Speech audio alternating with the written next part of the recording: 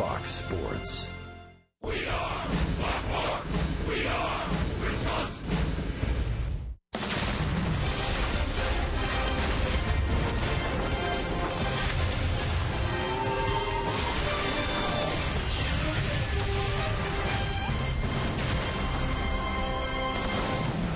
"81 games into the season, the second half officially starting here as the Rockies and Brewers are ready to battle on a beautiful night for baseball at Miller Park. Kyle Loesch, the 35-year-old Brewer, making his 17th start, looking for win number 10 on the season already. And the young lefty Tyler Matzik on the hill tonight for Colorado. This matchup Sunday in Colorado, won by Kyle Loesch. He'll try to do another one here tonight. Hi, everybody. I'm Craig Kushon alongside Jerry Augustine as our coverage of Brewers baseball continues here on Fox Sports Wisconsin. Well, let's take a closer look at this pitching matchup. Kyle Loesch kind of in a groove right now where he's not pitching great, but certainly good enough to win baseball games for this team. He's such a good pitcher when you talk about Kyle Loesch. He can command a strike zone when he needs to, and that's exactly what he needs to do tonight. When you talk about Kyle Loesch, first and foremost, he has to really set the tempo of the game, get off to that good start. Very important. Secondly, he needs to command the strike zone with his breaking balls. When he can command the inside and outside part of it with his breaking balls, he is very effective. And lastly, he has to pitch to contact. Pitching to contact, sticks to his game plan, and he really does very well when he does that. Last time Brewer batters faced Matzik, he gave up a career-high 5 runs. So let's check out the approach for this team. Brewer hitters against the Rocky pitcher. Well, I'll tell you what, when you talk about the Brewer hitters, you can't stop doing what you do best, and that's being aggressive, but yet being selective. This guy has a good fastball. You have to do that. Secondly, you have to be aware of Matzik. He will pitch the ball on the inside part of the plate. He's got a good breaking ball, and he will pitch his fastball on the inside part of the plate. Thirdly, you got to score early. This guy is a young pitcher trying to get to the big leagues, trying to stay up here. He's going to be aggressive, so score early, get on him, and apply pressure. He's had some success, but not against the Brewers just yet. We've got double trouble on the way. Why the platoon at second base for Milwaukee is working twice as good as it should. Dee and Rock have that story next.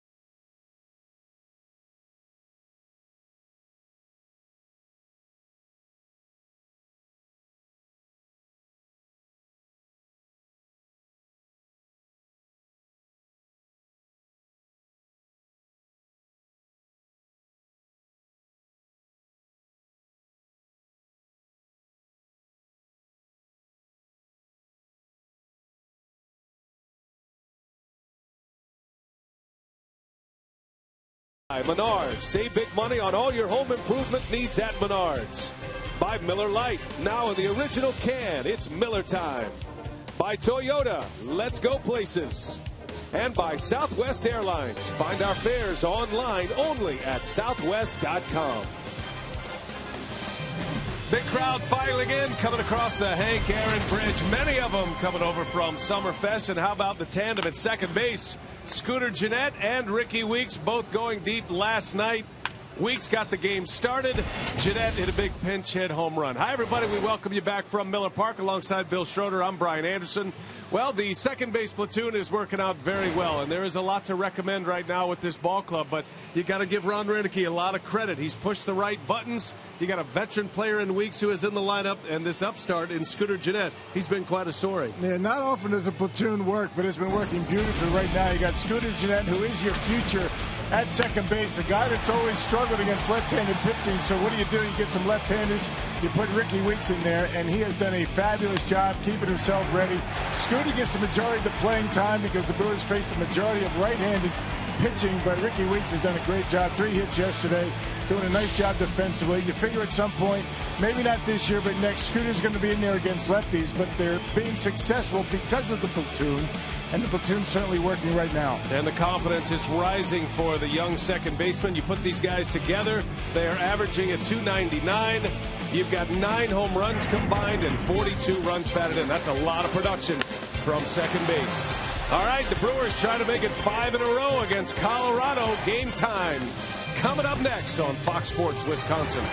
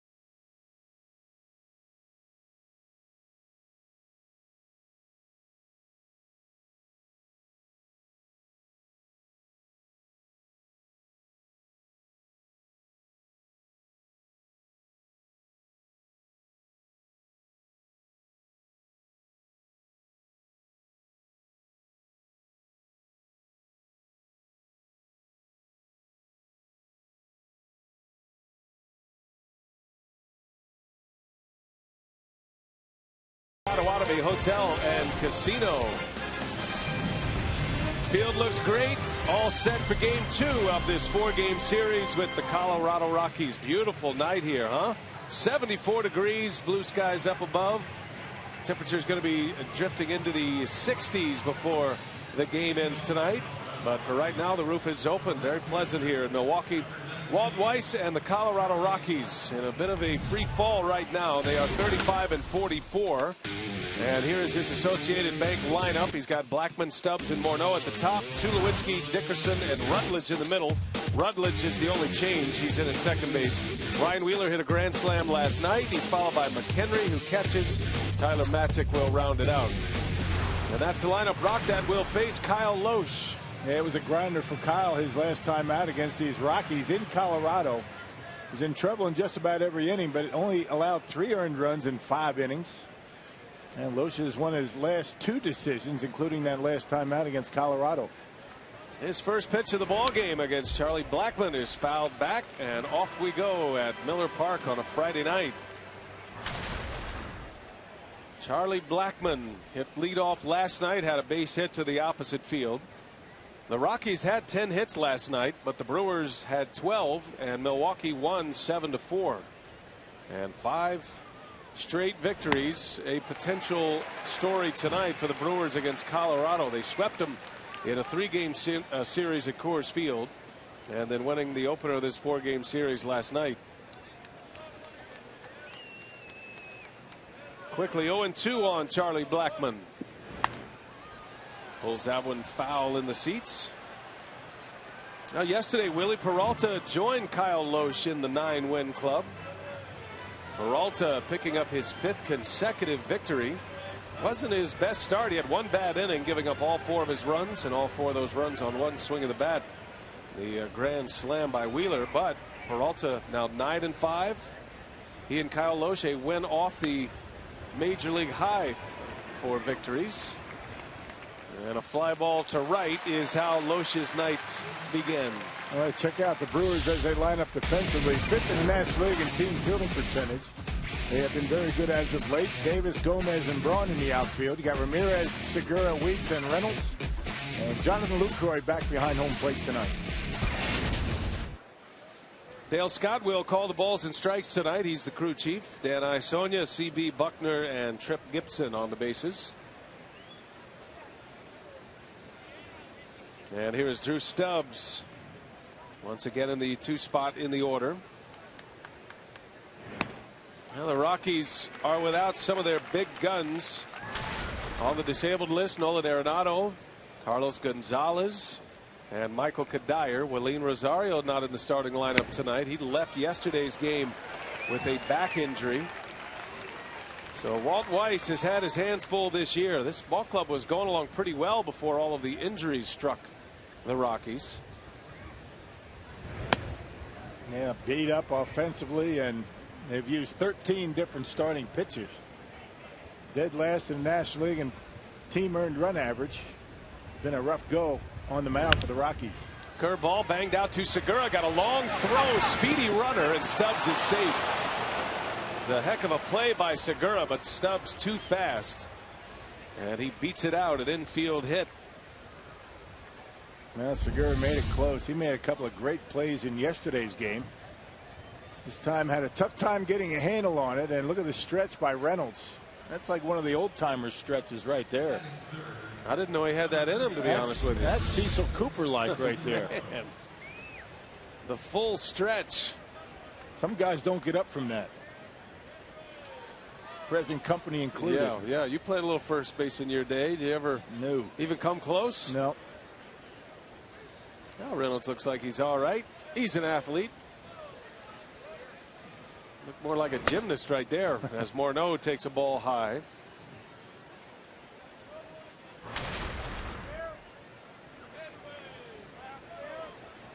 I had a fun start to the night tonight.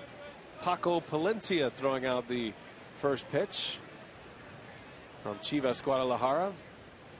Famous soccer team and one of their more famous figures. As Morneau into center field. Gomez got a long way to go, and Gomez lays out to make the play.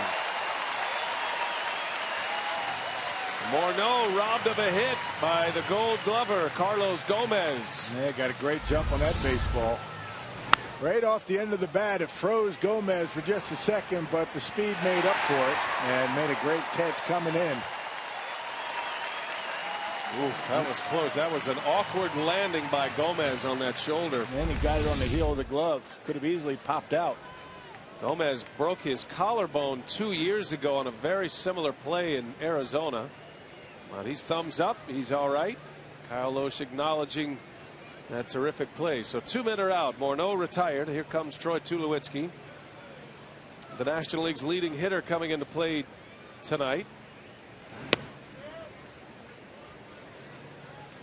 Tulowitzki yesterday was 1 for 2. He walked twice. He's batting .352. He bumped his average up a point last night. Colorado, one of the top hitting teams across the board in all the major offensive categories in the National League. That's even with some of their big guns out. This team can swing the bats. There's no doubt about that. They left a lot of runners on base last night, however. They stranded 8. I beg your pardon, they stranded. Yeah, they did strand 8. Both teams stranded 8. And you got two of the best offensive teams in all the baseball in this series here at Miller Park. You got 5 of the top 10 in batting average in the game. You got Tulowitzki, Morneau for the Rockies, Lucroy, Jeanette, and Gomez, all in the top 10 in the National League in batting average. Lucroy tied for second with Matt Adams. Jeanette and Gomez tied for 5th in the league. And then there's Morneau at 10th. As Loesch deals a strike to Tulowitzki, 2-1. So the Rockies doing a nice job, even without a lot of their starters. Talking about Gonzalez and Kadire and Arenado, but still they're scoring runs. That's not why they're losing. Now their pitching has been the problem. The worst ERA in the National League coming in. They'll have left-hander Tyler Matzik on the mound tonight. 2-2 on Tulowitzki. We'll be seeing a lot of Tulowitzki at the Home Run Derby and the All-Star festivities. He's the captain of the Home Run Derby on the National League side. Jose Bautista is the American League captain. Yeah, Tulowitzki spends more time out of the batter's box than he does in the batter's box in his at-bats. 2-2. Rolls over one, foul past third. Tulowitzki does take a long time, and that's even improved from where he was just a few years ago. These two teams, the Rockies and the Brewers, have played some extremely long games in the season series so far. Last night was a 3-hour and 50-minute game, and there was no bottom of the 9th inning. So 8.5 innings in 350, and a lot of it has to do with the hitters not jumping in there quickly for both teams. You know, Loesch is always ready to go. He likes to work fast. Tulowitzki in the air to left field. That'll be playable for Davis. Got his brand new shoes on tonight, and Loesch and the Brewers are through the first. Now Milwaukee coming up. Bottom of the first, no score.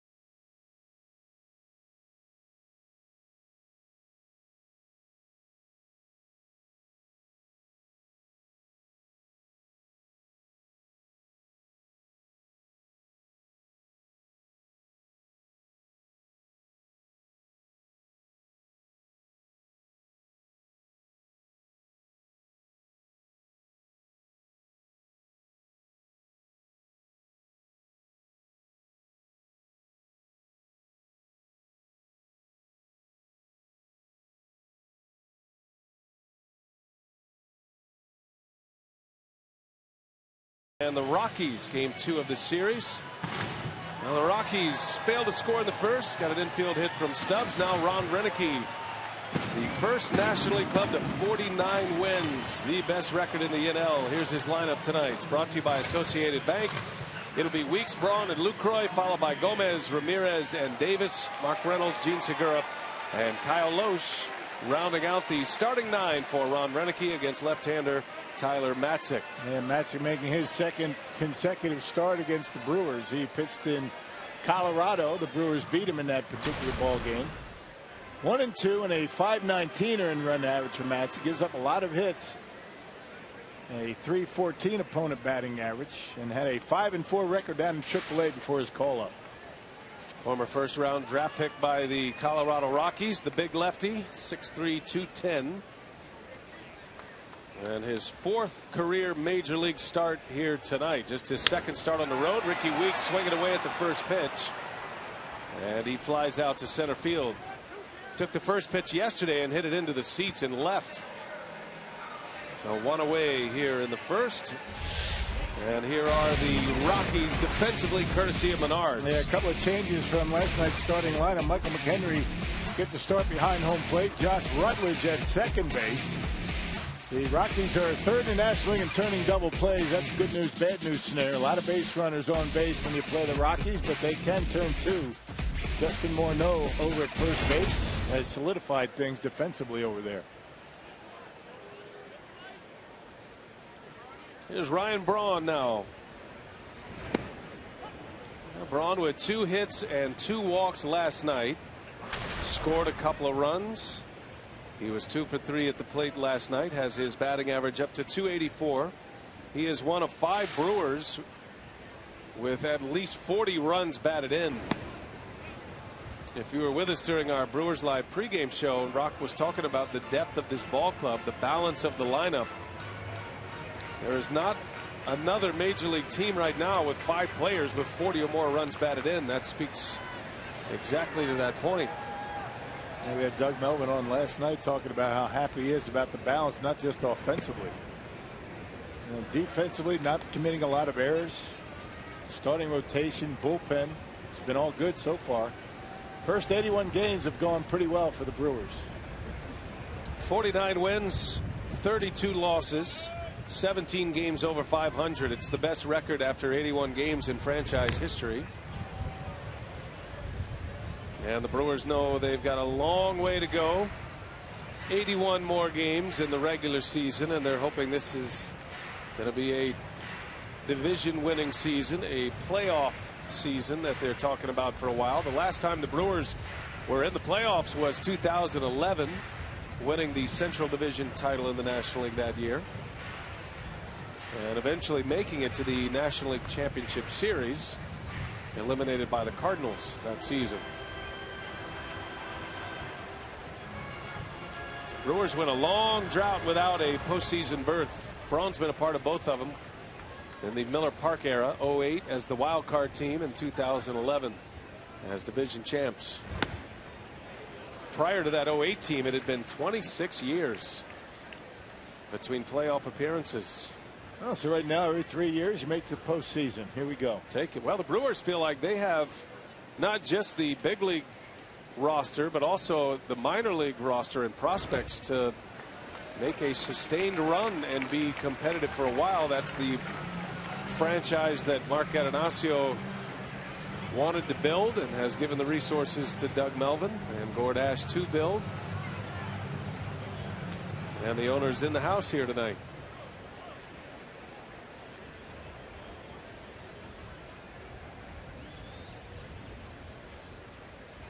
Braun fouls one away.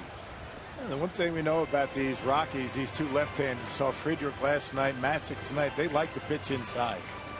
They like to use the fastball in, and so far Matzek's been trying to incorporate a curveball, same thing that Friedrich did last night, pretty effectively, I might add. 3-2 to Ryan Braun. Back inside, down and in it goes, and Braun is out on strikes. Chase the breaking ball, and 2 up, 2 down for Matzek. And that'll bring up Jonathan Lucroy.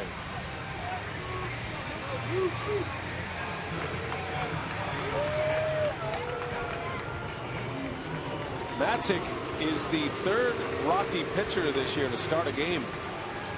They've been going deep into their minor league system. They've had a ton of injuries, not just on the position player ranks, but in their pitching ranks as well. starting 3 rookies, though, and you haven't even hit the All-Star break. You can see why the Rockies are scuffling right now. Jonathan Lucroy, .328 hitter with 8 homers, 40 runs batted in. And it can kind of be a frustrating place, Coors Field, to learn how to pitch at the big league level. I mean, you make mistakes in a lot of ballparks. There's singles, doubles. At Coors Field, they're home runs. You can put up some really ugly numbers in that ballpark and not really pitch all that poorly. 1 ball, 1 strike on Lucroy. Misses inside. Now the Rockies are without Brett Anderson, who has a broken finger. He is the 3rd Rocky to have a finger injury. Anderson and Nolan Arenado, their 3rd baseman, broke his finger as well.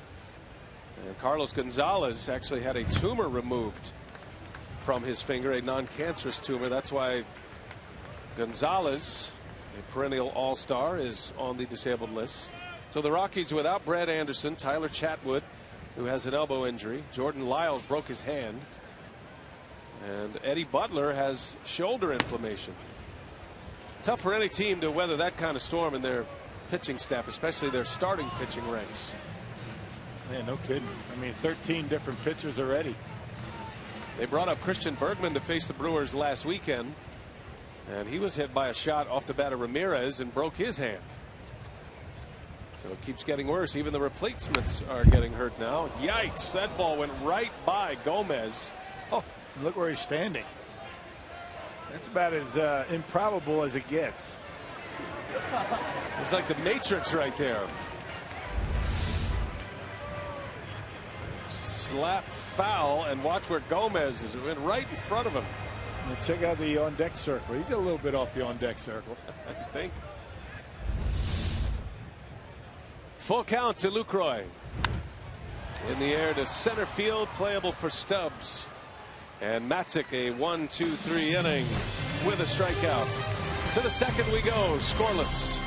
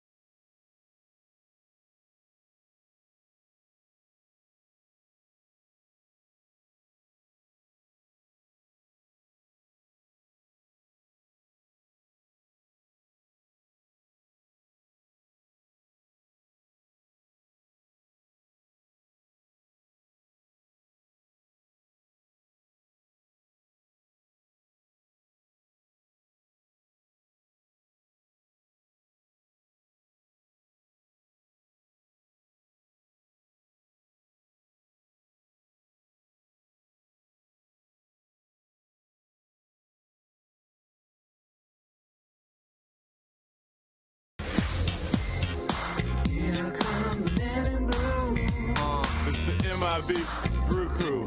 Will Smith here. Ha ha. 2 times. Here come the men in blue. And race contenders. Nah. Yep. 1, 2, 3. Nah. He's a natural. Will Smith and his namesake, Will Smith, did a medley of Will Smith, the artist. I get it. Music. There's even a Fresh Prince later in that. Yeah, there he is. They know they're on camera. Did a nice job with that. That dropped yesterday. That was fun. That was in our Jimmy John's Freaky Fast deliveries. Dropping some freaky fast beats, Rock. Yeah. You see that? You get the connection there? I was moving to the music. I hope nobody saw me, but I was. Yes, Will Smith. He had a great night last night. Boy, of all the relievers, Smith came in and shut the door down. It happened to be in the 7th inning, but he retired Morneau, was able to get Dickerson. Had the bases loaded and a 1-run lead to protect, and he ended up getting out of the inning. The Brewers would go on to win the game. Dickerson leads off here in the 2nd inning. This guy has been a very tough out, and we started to see a little bit of the game plan shift against Dickerson, throwing him fewer strikes. He looks like he's in swing mode right now. Hey, talk about Will Smith. He struck him out. Dickerson, with the bases loaded, made him look bad on a couple of sliders. He buzzed the fastball in there in the inside corner, about 95. And he has been red hot since June 10th. Over 400. Getting a lot of playing time with Carlos Gonzalez on the DL, and he's not chasing this time, so Dickerson draws the walk. He's got a good idea up there at the plate. It's going to be interesting to see what happens when Gonzalez comes back. You got to figure that kid's got to stay in the lineup. Swings the bat too well to sit on the bench.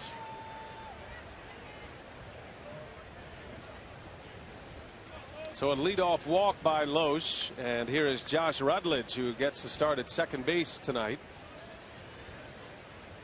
DJ LeMahieu was at second last night, and those two sharing the playing time there. We saw Rutledge play third base a couple of games in Colorado, had his troubles over there. And as Loesch falls behind him, a quick trip to the mound for Jonathan Lucroy. It's kind of the way it went for Loesch in Colorado. Mentioned his pitch count got up there after 5 innings, 89 pitches, but was able to keep the Rockies and hold them to 3 runs. But the Rockies had men on base in every inning except one.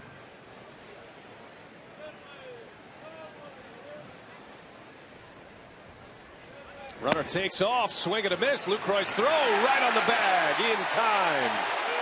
Lucroy cuts another Rocky down. He got Stubbs yesterday, and he takes care of Dickerson here tonight. That might have been a botched hit and run right there, because not a very good jump by Dickerson, and he is easy out at second.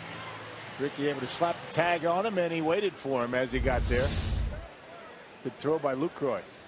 Caught stealing. The putout goes 2-4. Wipes out the leadoff walk. Here's the 1-1 pitch, and it's 1-2.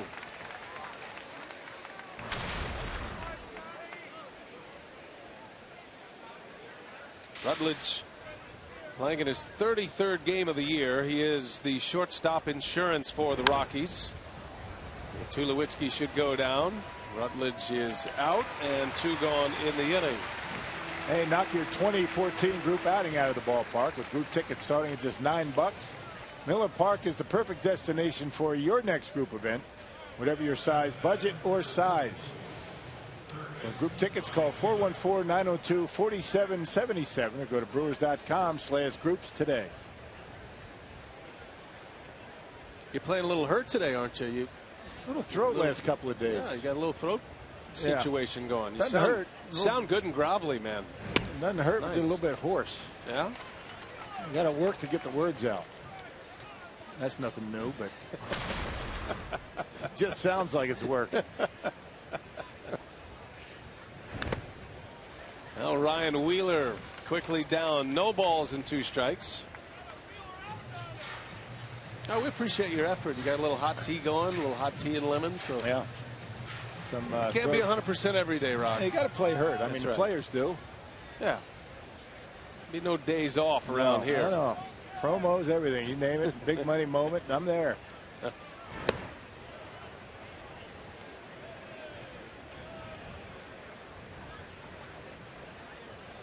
Now Loesch, as usual, a strike thrower minus that at bat against Dickerson. He's ahead of Wheeler and misses down and in. Wheeler had the big hit for Colorado last night. A grand slam off of Willie Peralta's. The only inning the Rockies scored last night. That was in the 4th inning. His first career grand slam, and it was a no-doubter. Hit the back wall behind the bullpen. Right off the end of the bat. And Loesch will make the play after a leadoff walk. They caught stealing, and then he retires the next 2.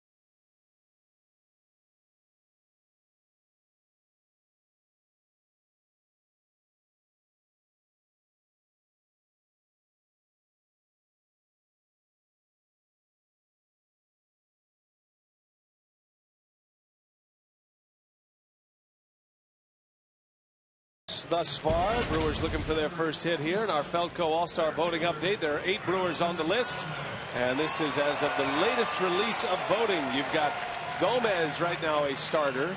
Ramirez is the starter at third base, so keep it up. You can vote through July 3rd at Brewers.com. You can vote 25 times per email account. So Segura is catching up. He's getting up there, and Lucroy. Now Lucroy passed Buster Posey for second as Carlos Gomez leads off, and on the first pitch in foul territory to Morneau for out number 1. Brewers are hacking early here tonight. 4 up, 4 down for Matzik. That brings up Aramis Ramirez. And how about we take you back? AT&T Uverse Rewind in Colorado. Second inning against Matzik. Ramirez, a no-doubter. Look how far this one flies. Yeah, left that one out over the plate. Matzik likes to come inside with a fastball. Ramirez able to turn it around. That was last Sunday. Ramirez against Colorado this year in 4 games has 3 home runs and 8 runs batted in. He's 10 for 16 in those 4 games. Had a home run last night. That was in the first inning, a 2-run shot. Weeks and Ramirez homered in the first. Scooter Gennett homered for the Brew Crew in the bottom of the 8th. You know, Ramirez has always been good against left-handed pitching, and the Rockies have been throwing a lot of lefties at the Brewers. 2-0 on Ramirez, and that one is up and away. 3 balls, no strikes. Despite missing 3 weeks of the schedule with a hamstring injury, Ramirez has 40 runs batted in. That ball's in the air to left. Sounded like he broke his bat, and it'll die just shy of the track. A narrow miss for Ramirez. 2 outs in the inning. Well, again, Matzik coming inside on a 3-0 pitch, and he got down on the handle just enough to keep it in the ballpark. See Matzik there blowing on his hands. It is a little bit cool. It's interesting here in late June. Cooling off significantly once the sun sets, and we're expecting it to get down into the 60s here tonight. It's a little bit of wind blowing through Miller Park as well. Glass panels closed, roof open. Chris Davis with 2 away. The club leader in runs batted in with 42. There's a shot. That's fair, going down into the left field corner. Davis on his way to second, and he's in there with a 2-out double.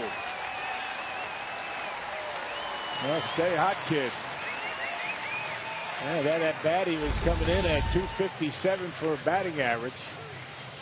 Yeah, that one leaked out over the heart of the plate, and Davis able to turn on it. The new cleats looking sweet and swinging sweet. Continues to hit the ball well. Right down the line, out of the reach of Wheeler. And a 2-out double will put him into scoring position for Mark Reynolds.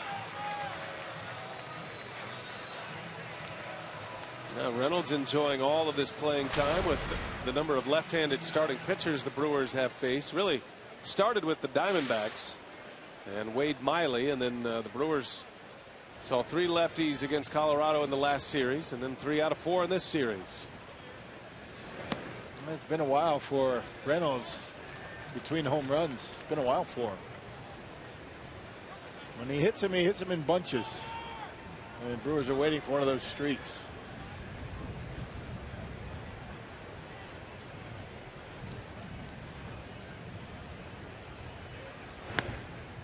There's a strike. Backdoor breaking ball. Reynolds with 31 RBIs in that platoon with Overbay. He's been a very productive hitter for the Brewers. The batting average is low and the strikeouts are high, but he's hit 13 home runs and he's driven in 31, hitting at the bottom of the order. You'll take it. Been in a bit of a drought with the long ball, though. His last homer came against Minnesota here at Miller Park on June 2nd. It's been a while. He's due.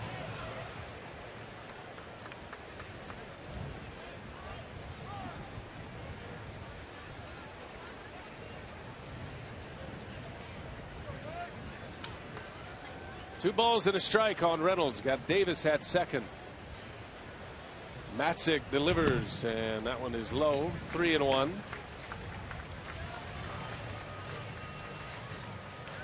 Matzik had major command problems through the Rockies minor league system. He was so distraught at one point that he actually left his minor league team for about a month. Went and got tuned up by his amateur pitching coach. And here he is in the big leagues. Yeah, 31 walks in 66 innings down in the minor league. That's a ton. That's a walk every other inning almost.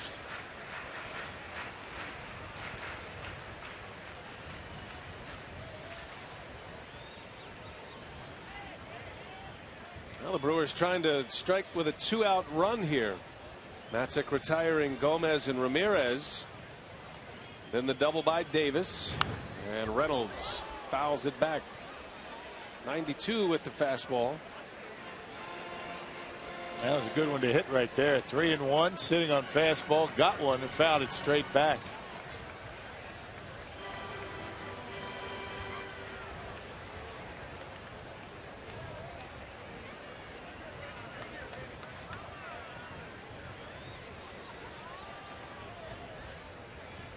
Here comes the payoff, and Reynolds got under it, popped him up. It'll be Morneau to call it, and he's got it for the out. The inning is over. Brewers get a double from Davis, leave him stranded. Kyle Loesch back out there for the third.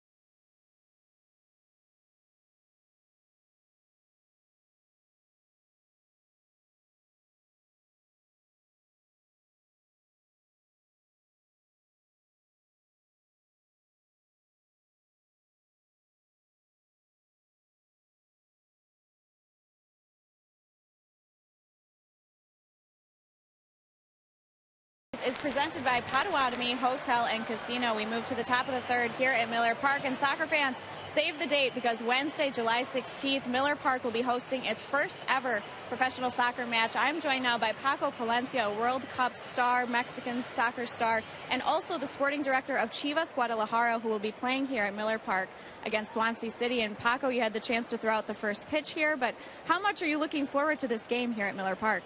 Yeah, first of all, I have to thank everyone because, like, I did the first pitch. I was very excited. I love baseball as well. We are very excited because we're coming with Chivas Guadalajara, with our starters, with our most important players, and be here and the first game ever at the Miller Stadium, play football against one of the best teams and the best leagues ever in the Premier League. For us, it's really, really excited to come, and it will be a party. It will be a party. We hope everybody enjoy and come and have fun. With so much discussion about the World Cup now, how will that help build up interest for this game? Oh, yeah. The World Cup is like the most important event around the world in the football or soccer business. So, and we continue with that party and with that celebration. We're going to come here and they're going to build up a really, really good crowd. We're gonna come and take it very seriously because after that game, our season gonna start. So we're very proud, we can be part of this and be part of this history of the Miller Stadium. All right, thank you so much, Paco. And Giovanni Gallardo was part of a press conference today, and he said it's like the Yankees and the Red Sox. That's how much the Guadalajara teams means to Mexican soccer. And tickets are going fast. There have already been 30,000 tickets sold. You can still buy tickets at the Miller Park box office or online at Brewers.com. BA. All right, thanks, Sophia. Thanks, Paco. That was a very cool event here at Miller Park. We can actually make that, you know. Oh, is that right? That's We're an here? All-Star break. Oh, okay. That's well, cool. I think I will do that now. I didn't realize that. No, I'm sorry. I'll be out of town. But I would come. I want pictures. I'll tweet some for you. Yeah, How's do that? Do that. In the air to center, Blackman. And Gomez will make the catch for out number 2.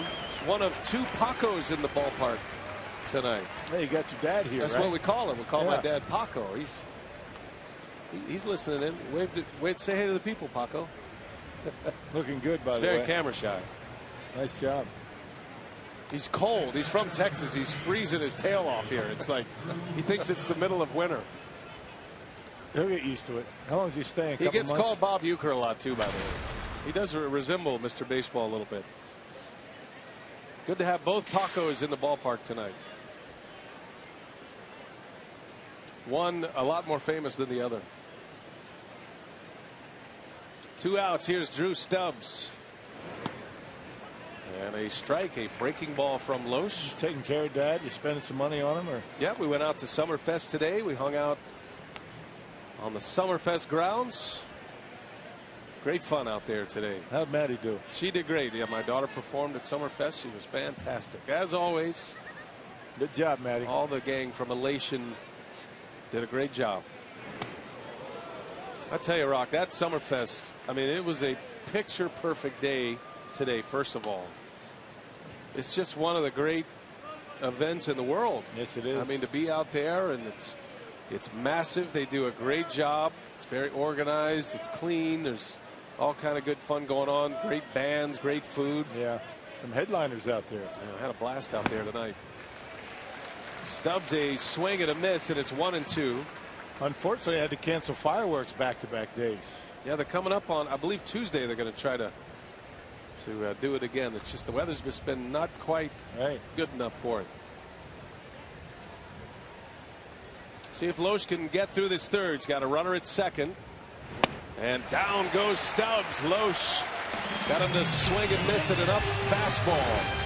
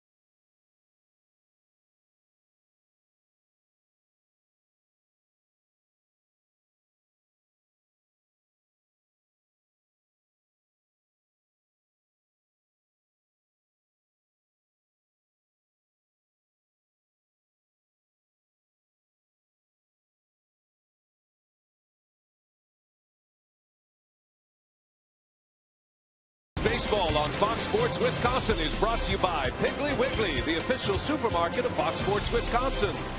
By Marshfield Clinic, don't just live, shine. And by Gerhardt's, the kitchen and bath store. Find inspirational design solutions and quality kitchen and bath products for your home. Visit GerhardtStore.com. That's one of the great things about Miller Park. There's fun for everyone. You can get in there and get some swings. A lot of stuff up there for the kids. Slide down Bernie slide even. Good crowd on hand tonight. Game 2 of this series. Brewers have the weekend with the Rockies, and then they'll head on the road to Toronto, and Cincinnati is the next road trip. Got a good home schedule coming up in the month of July, though, as Gene Segura swinging away at the first pitch.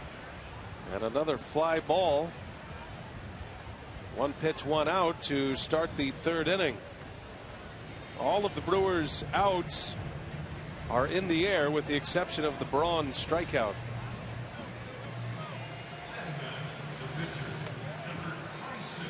And that'll bring up Kyle Loesch.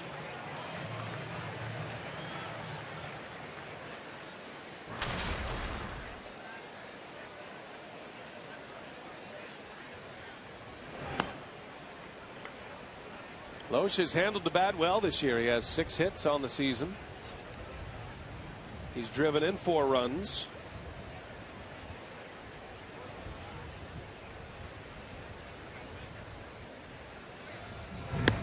Matzek pumping that fastball in there for strike 1.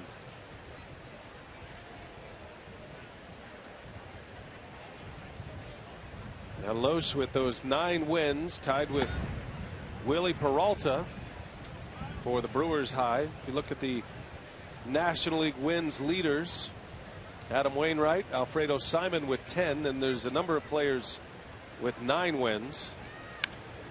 Loesch, a bouncer to third, gobbled up by Wheeler, and he'll make the play for out number 2.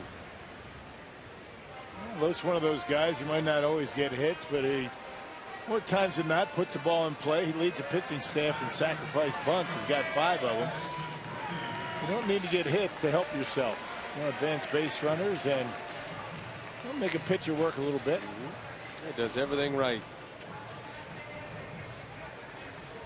Top of the order here is Ricky Weeks. He swung away at the first pitch in the first inning. He flew out to center. Now Ricky Weeks and Scooter Gennett in that second base platoon, combining for 9 runs batted in, or excuse me, 9 home runs. Hitting almost 300. Last night, Ricky Weeks, his 26th career leadoff home run. Another one of those left-handers like to work inside. Ricky got one he liked and knocked it out of here, giving the Brewers a quick 1-0 lead. And Weeks has seen a lot of playing time with all of these left-handed starters on the mound. He and Gennett combining at the second base position to hit .299 with those 9 homers, 42 driven in, and maybe just as importantly 42 runs scored, now that they are both in the leadoff position. And has only been a recent development in the last couple of weeks. Yesterday, Weeks was a triple away from the cycle. 3 for 5. Well, the platoon has worked very nicely so far. I mean, the first half of the season, it's gone well. Well, you figure that guy right there, Scooter Gennett, is the second baseman of the future, and at some point he's going to be in there every single day. But in the meantime, you're able to ease him into that starting lineup. Not forced to play him against left-handers where he struggles somewhat. And then you have a guy in Ricky Weeks that's very good against lefties. So why not enjoy it while you can? But not many teams have the luxury of this kind of a platoon. Not many are this successful. And you give a lot of credit to Weeks. He's been the starter there. He's been an all-star. He's been in the home run derby. I mean, this guy's been a frontline player. Hasn't gone his way the last couple of years, but he's a pro and he sees that it's working. The ball club is winning, and he's been a big part of it when he's played against those left-handers. Weeks is a tough guy mentally. He knows he can play, feels like he can be an everyday player still, but he's under contract and said, I'm just here to play. When my name's in the lineup, I'll play. I'll do whatever I can. He's been good off the bench too when he's been used as a pinch hitter. Bouncer to third base. Nice pickup on a short hop by Wheeler. And Matzek has a 1-2-3 third inning. Rockies coming up. Morneau, Tulowitzki, and Dickerson.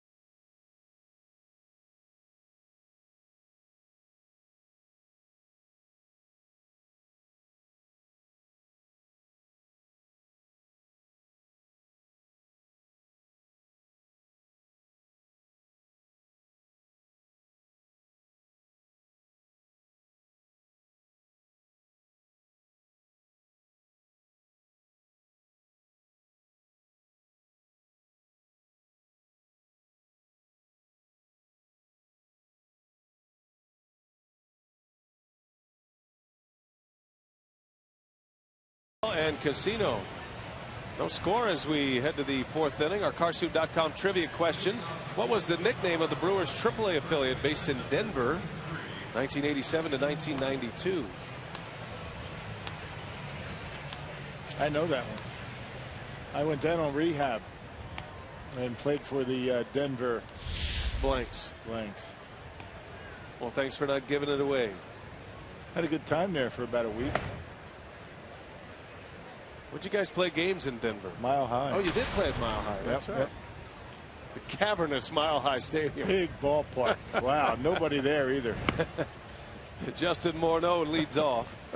Yeah, the first couple of years of the Rockies franchise, they began in 1993. They played at Mile High, and they set attendance records. They were drawing 60, 70,000 there regularly before they moved into Coors Field, as Gomez puts away Morneau. Two pitchers going along well thus far. Loesch has retired Morneau twice, both outs to Gomez, and here comes Tulowitzki with nobody on, which is exactly how you want him at the plate.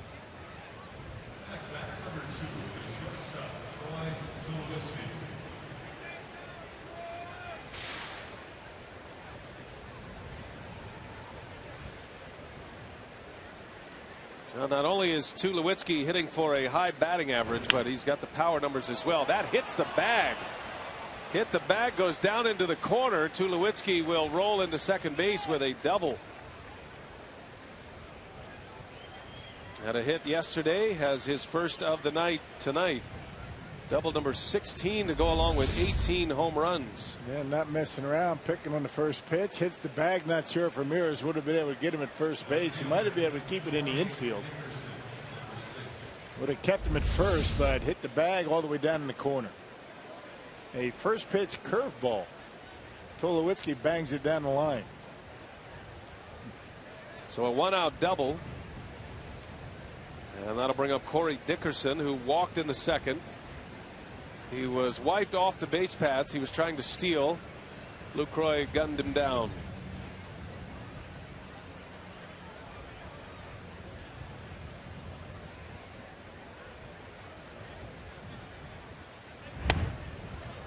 And Loesch straightens him up.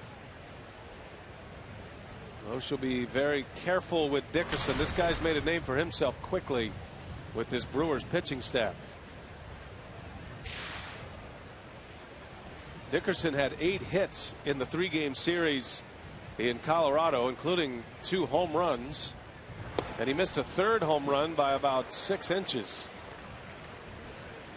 And he hit the ball from line to line. I mean, really no one way to pitch him, no one way to defend him, and you can tell by the way the Brewers are set up defensively. Not much of a shift, pretty much straight away, infield and outfield.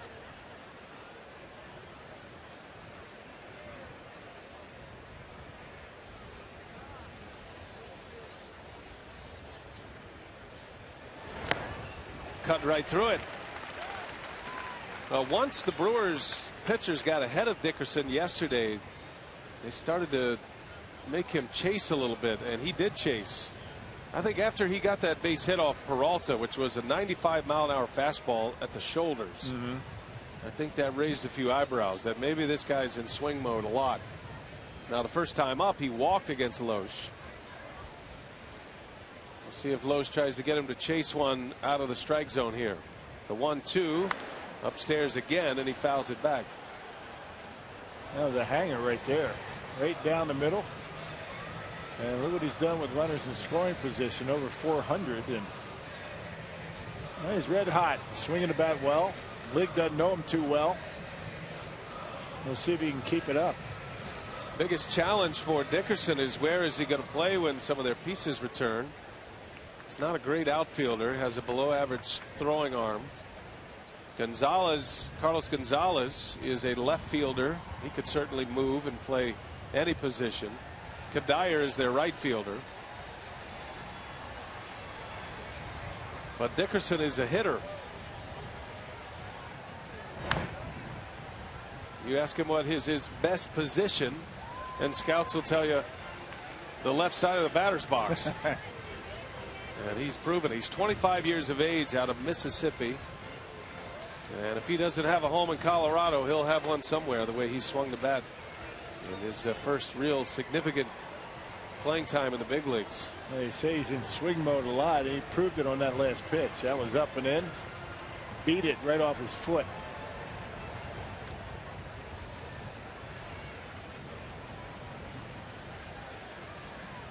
Loesch has the one he wants. Got a runner at second with one out in a scoreless game in the fourth. And Dickerson doesn't chase that one. That was a fastball from Loesch.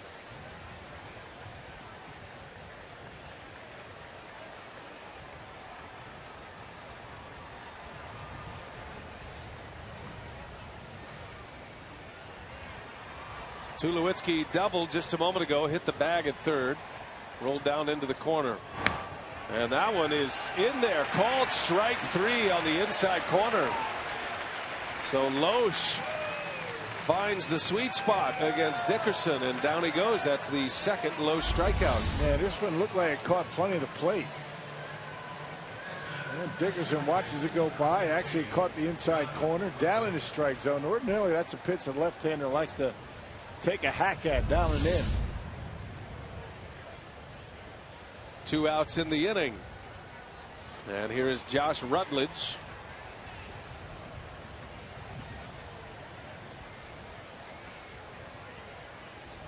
I'll be curious to find out about the wind tonight. You can see, you probably can hear it in our microphones, first of all, but you see the pant legs, the shirt around home plate of the umpire and the batter.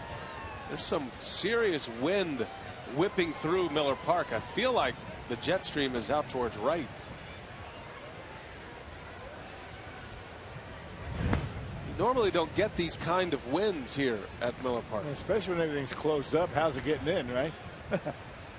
Somebody left the door open somewhere. Maybe. It is zip tight all the way around except for the roof. Not the panels closed up tonight. 1 ball, 1 strike to count. And that one's on the edge. 1-2 now. I thought it was interesting the other night against Washington. It's a wind that I've never seen here in my 8 years, but coming in from left center. Blowing the flags out there in left center, blowing straight in from that direction. Yep, right in from the lake. Strange wind direction. 1-2.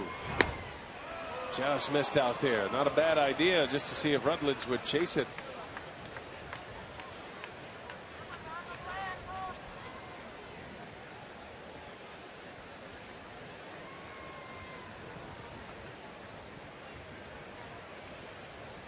Tulowitzki still at second, had a 1-out double.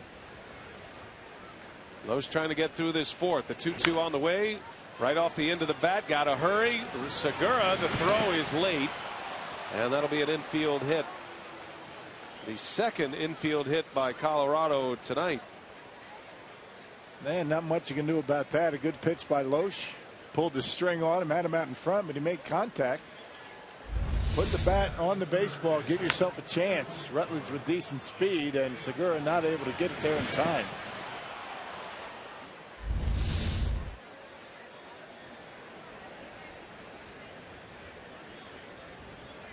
So the first big threat of the game for Colorado with runners at the corners. Stu Cole, the third base coach of the Rockies, passing out instructions. And here's Ryan Wheeler.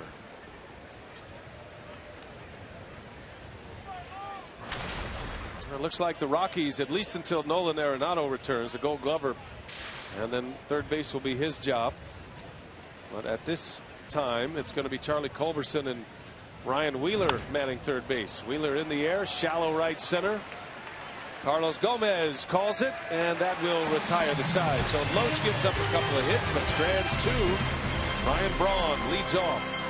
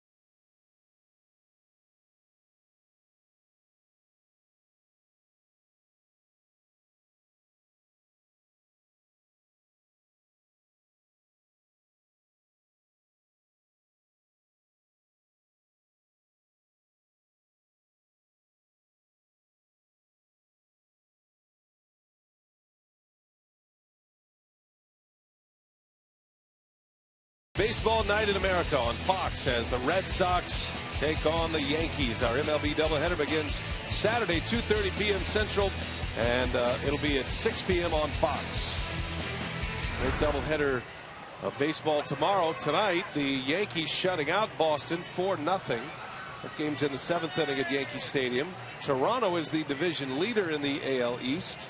2.5 game lead over Baltimore. Yankees are 3 back. Have just those 3 teams over 500. And what used to be the powerhouse AL East, not necessarily that way this season. Still shocking to see the Tampa Bay Rays 15 games under 500. Ryan Braun starts it for the Crew here in the 4th. He takes a strike. Tampa Bay with the fewest wins in all of baseball. Who would have thought? Brewers will go to St. Pete to play the Rays in July, and they have a series coming up against the Blue Jays. Milwaukee swept Boston this year on the road. Took 2 out of 3 from the Yankees here at Miller Park. Took 2 of 3 from the Orioles here at Miller Park.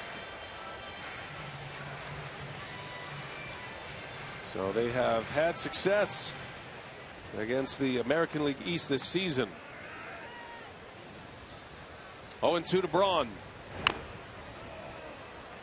Count remains no balls, 2 strikes.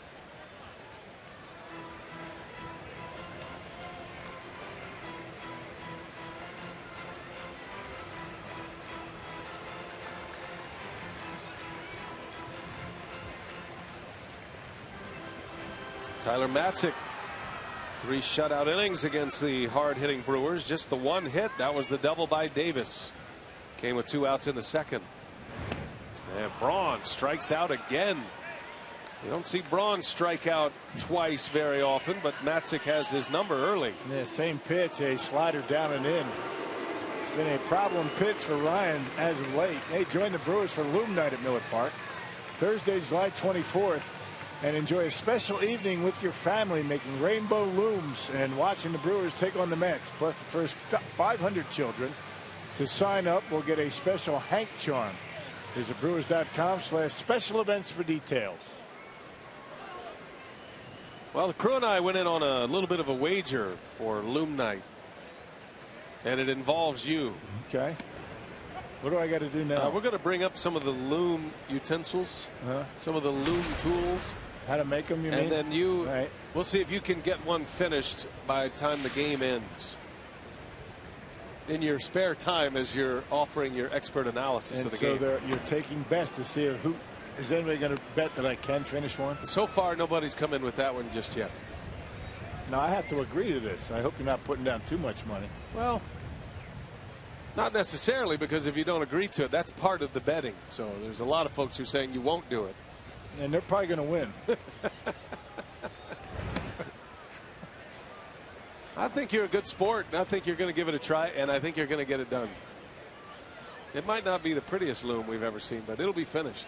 And it'll be extra large as well. So it fit on my hand? To fit on those meat hooks.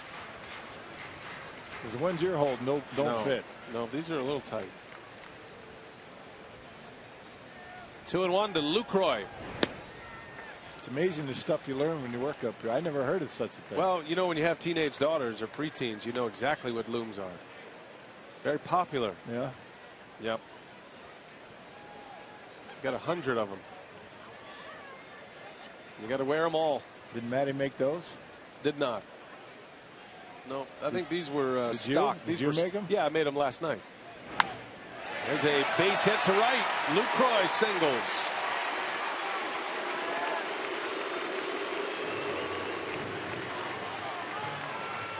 Yeah, just a terrific approach. Not trying to do too much with it. Lucroy's always trying to shoot it up the middle, keeps the hands in, and drives that one into right field. That was pretty much down the middle of the plate. A lot of hitters are going to try and pull that baseball. Lucroy gets a base hit to right. So there is the second Brewers hit. And Lucroy at first with one away for Carlos Gomez. Gomez popped up into foul territory on the first pitch he saw his last time up. swinging away here on the first pitch.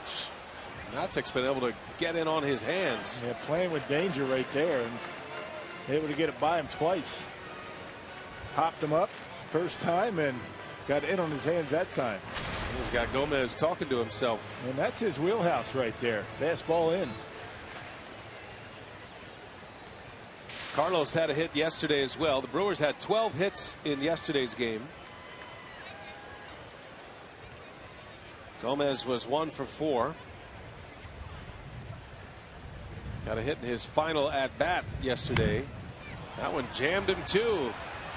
And this will be an easy catch for McHenry. Gomez in swing mode. You don't see him do that very often. So you got to give some credit here to Matzek. He's got the Brewers hitters a little bit out of their game plan at the plate. A lot of pitches inside. He really hadn't thrown many changeups for strikes. Fastballs, curveballs, and sliders. Didn't throw many curveballs in Denver. And when the Brewers are in Colorado, you can understand why. Curveballs don't work there. And we saw Friedrich throw curveballs last night, good ones, and Matzek doing the same tonight. Here's Ramirez. He flew out to left his last time up. These Rockies pitchers must love pitching on the road, huh? Yeah, just the opposite of their hitters at the plate. Rockies are about 90 points below their season batting average away from Coors Field, but these pitchers rediscovering these pitches that they're not able to use at Coors Field, like those big curveballs. We saw a lot of curveballs last night from Christian Friedrich. There's a good fastball in there for a strike. 1-1. Give you an idea of Matzek's stuff. Ramirez, who's about as hot as anybody in the league right now, was ahead in the count 3-0 his last time up. He swung away 3-0. Matzek broke his bat and he flew out to left.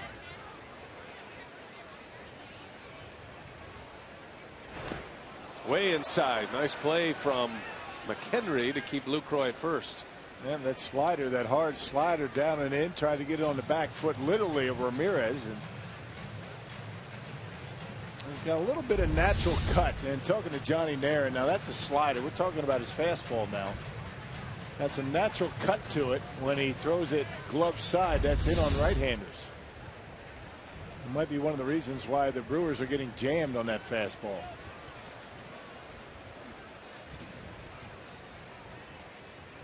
Two balls and a strike. Ramirez again with the count in his favor. And a Ramos to right field. A base hit. Lucroy thinking about third. He's on his way. Blackman won't make a throw there. Good base running by the Brewer catcher. Softly hit liner to right field. Now the Brewers have him at the corners with 2 away. Yeah, it's all about knowing where the outfield's playing. Blackman playing deep with Ramirez up. And Ramos just serves one out there off the end of the bat, not hit all that hard. And Lucroy knows that Blackman is a long way to go. Not hit all that hard, gets into third base easily. Well, the Brewers have taken a lot of liberties against this current Rockies outfield without the big arms in Gonzalez and Kadire. They are very aggressive always, but especially so with this current setup. So first and third for Chris Davis, who doubled down the left field line his last time up.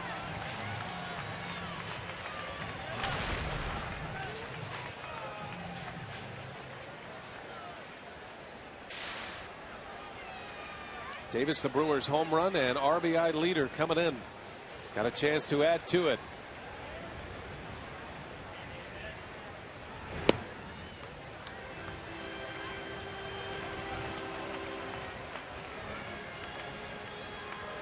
Like Scooter Gennett, Davis starting to make quite a name for himself across the league as well. Got off to a dreadful start.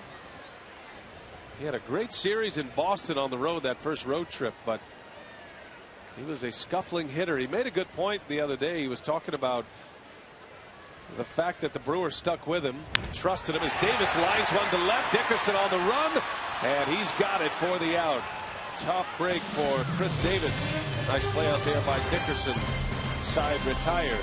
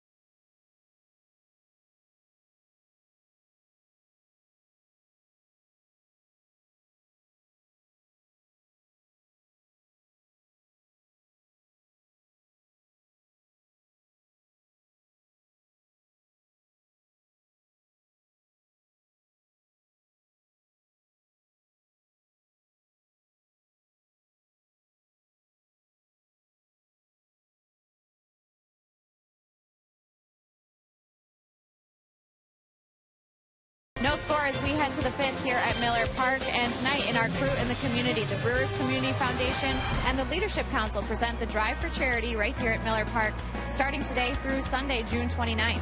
Fans are encouraged to bring in full-size toiletries that can be donated to quality nonprofits that are addressing basic needs here in Milwaukee. In exchange for a fan donation of a full-size toiletry item, a one-of-a-kind pin will be provided. You can also get one of these pins by giving a $5 contribution. So please consider donating to Brewers Community Foundation Drive for Charity if you're coming out to Miller Park this weekend. All right, Sophia, thank you. Certainly want to stand behind that. Hope you feel obliged to participate with us this year. All kind of great projects throughout the season. Brewers Community Foundation. Kyle Loesch back at work as we go to the 5th inning in a scoreless game. Very un-Rockies Brewers-like to be scoreless at this point of the game. These two teams combined for 47 runs in the 3 games in Colorado, and then yesterday combined for 11 runs and 22 hits. There's a shot, base hit to left. Michael McHenry. This guy's 3 for 3 in this series. Came in late yesterday behind home plate, got a base hit. Haven't been able to get him out. 2 singles today. 81 games in the books, 81 to go, Sophia, and that was a big part of the conversation before the ball game today with the players, coaches, and Ron Renneke.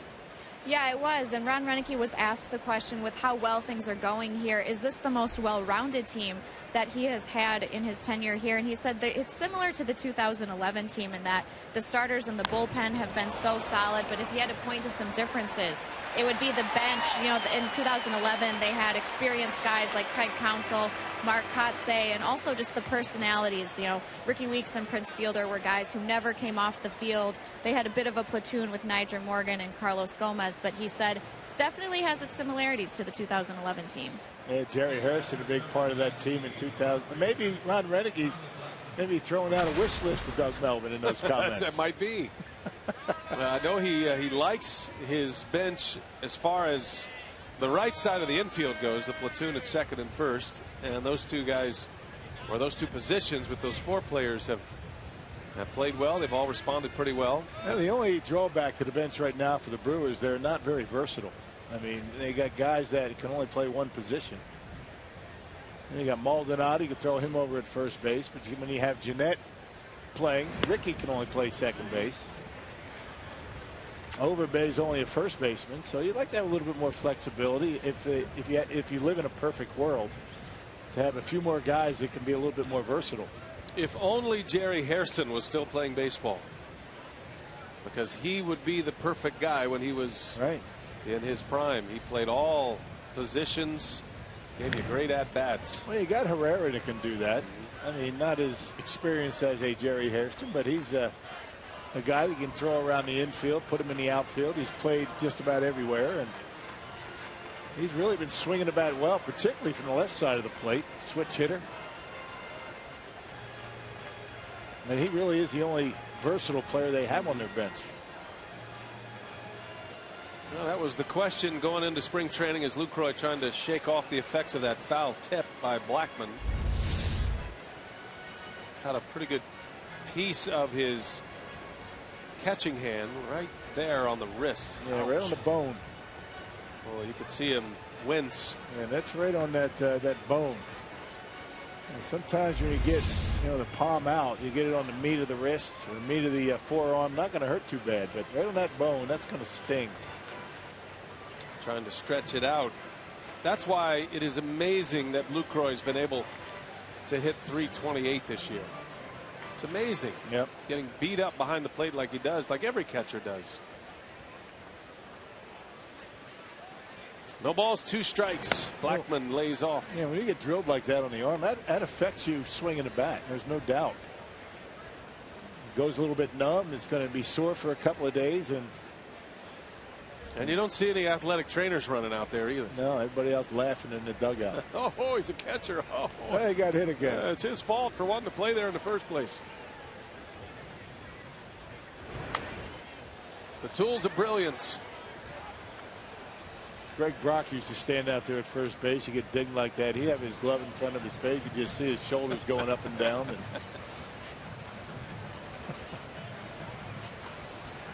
you know what? Catchers love that, though. They don't want anybody coming out there. They're all right.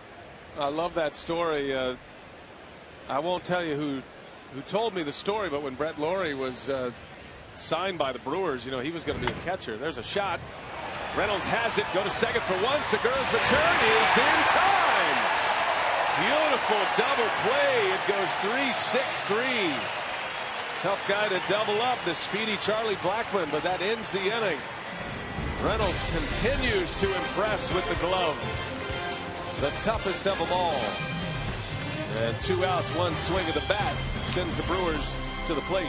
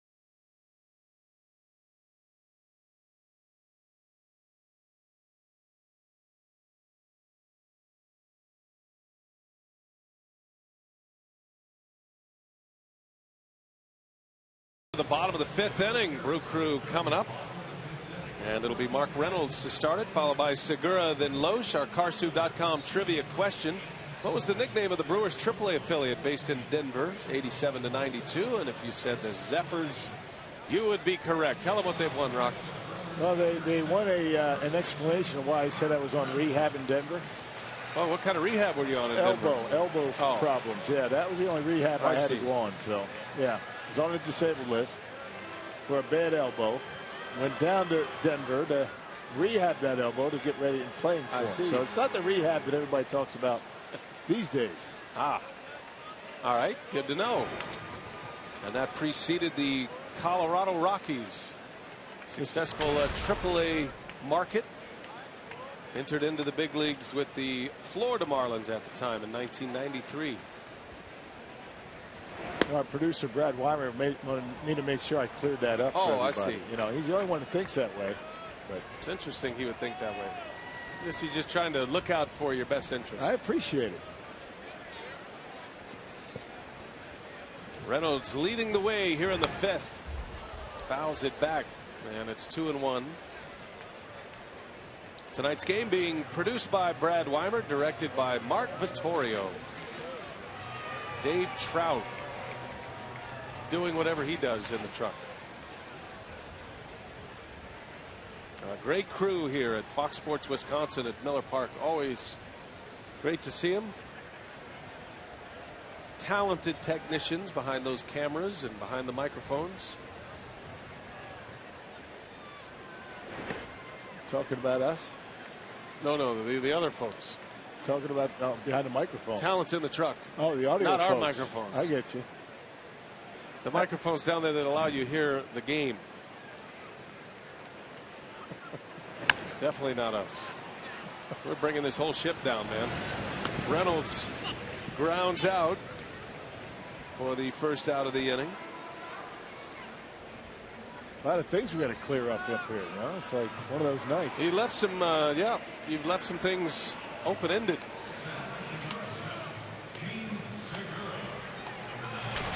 Here's Gene Segura.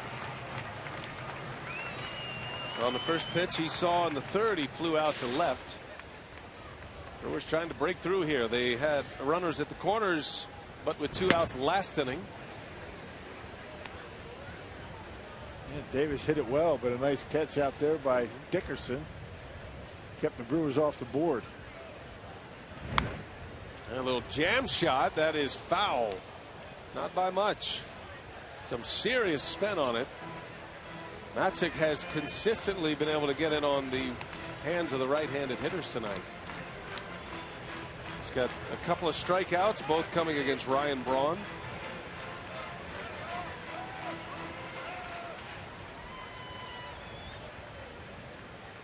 Oh, 0-2 to Segura. And a breaking ball on the ground to 3rd. Wheeler makes the play for out number 2. Hey, the TNT Tap in Oshkosh is tonight's time of the game. If they call the Brewers in the next 24 hours, they get 40 Miller Lite beer pen tickets to a Brewers home game. This offer courtesy of the Tavern League of Wisconsin and Miller Lite. Got a bunch of friends up in Oshkosh. They're in the Fox Valley, Lake Butamore, Winnebago, Fox River. Good times up there. And we welcome them all watching in tonight as Loesch takes a strike.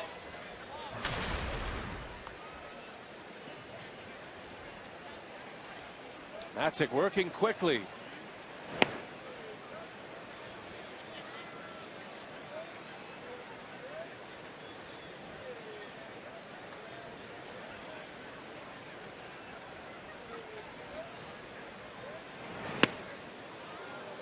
One and 2 on Loesch. Matzek made his debut against the Braves earlier this month. Pitched very well against Atlanta. There's another bounce to the 3rd base. Backhanded. Throw to first by Wheeler is a good one. So 3-5-3 ground outs. 1-2-3 inning in the 5th. Still no score.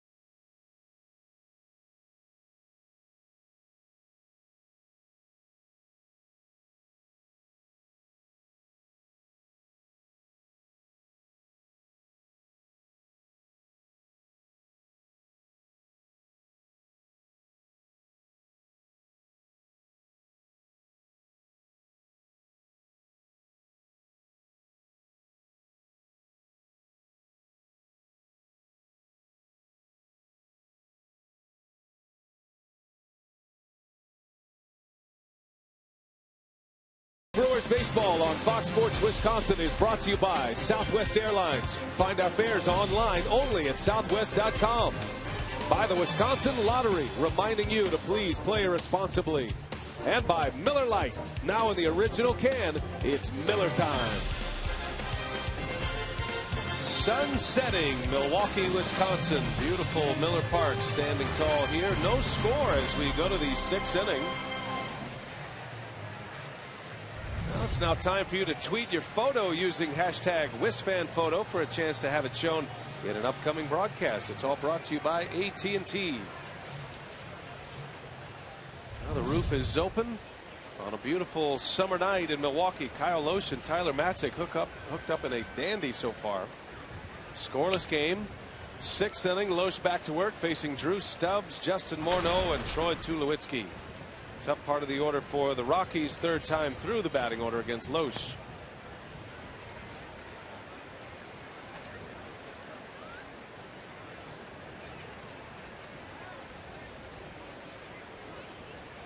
Loesch has 2 strikeouts tonight. He's given up the 5 hits. He stranded runners at the corners in the 4th inning. Brewers turned a beautiful double play to end the 5th inning. Started by Reynolds. Started and finished by Reynolds. Yeah, he's played first base this year like he's played there his whole career. He's been great. A shortstop. He was drafted as a shortstop by the Diamondbacks. As Loesch misses inside, and the Rockies put some speed on the bags in Drew Stubbs with the muscle coming up. And 2nd walk issued by Kyle Loesch. Both times it's leadoff innings. Well, here's Justin Morneau.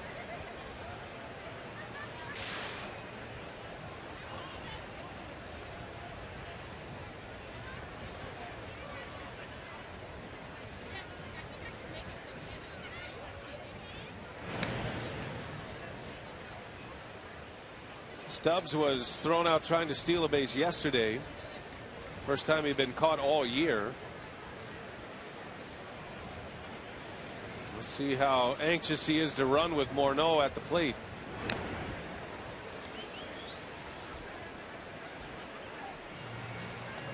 Morneau was robbed of a hit by Gomez in the 1st inning. Had a dying line drive that Gomez tracked down. Had to lay out a forward dive to make that catch. Terrific play by Gomez. That was early. That was in the 1st inning. Morneau is 0 for 2. Both of his outs to Gomez. And that one's a liner to Segura. Stubbs hustles back right off the end of the bat. Morneau now 0 for 3. And he's done that all 3 times. Not able to really wait back on Loesch. Hit that one pretty well off the end. Didn't hit all that hard, but Segura waiting right there. The shift worked there. Shading him up the middle. Now, the way the Brewers work their shifts, it has a lot to do with the pitchers on the mound. It's the pitching versus the individual hitter that sets up the shift. That ball gets by Reynolds. Stubbs will stay put.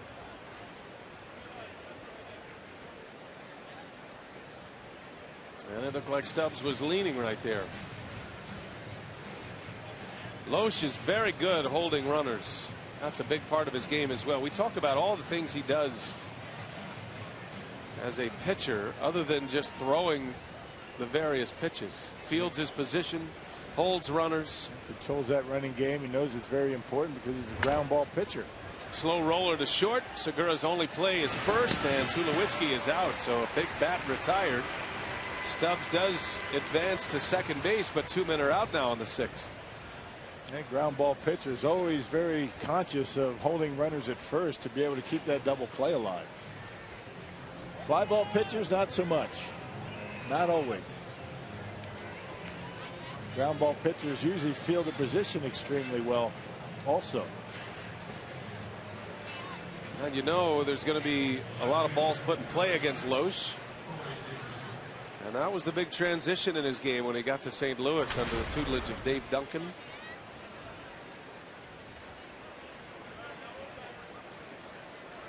Loesch waiting on.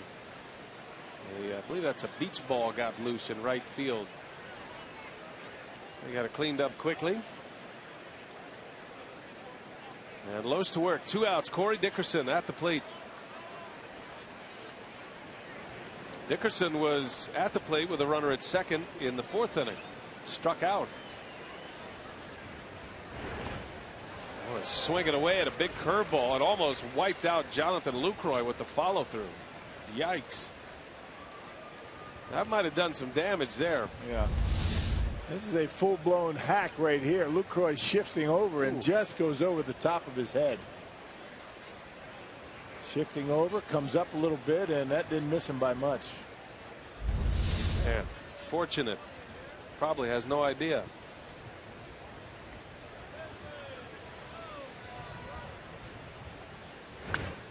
Oh, and 2. And he's got Dickerson talking to himself a little bit. They got him last time on a fastball in the inside corner. Maybe Dickerson thinking about that pitch.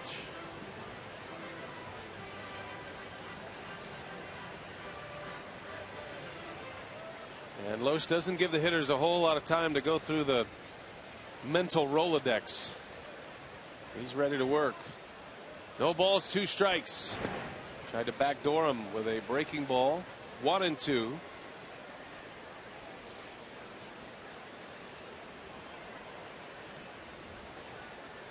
The Rockies have had a base runner on in every inning tonight. Had 2 on in the 4th. They're unable to score. Dickerson was part of that inning. Got a runner at second and Stubbs, and a swing and a miss. Dickerson strikes out. Lucroy secures it at first, and Loesch doing a number on this hard-hitting Rockies lineup.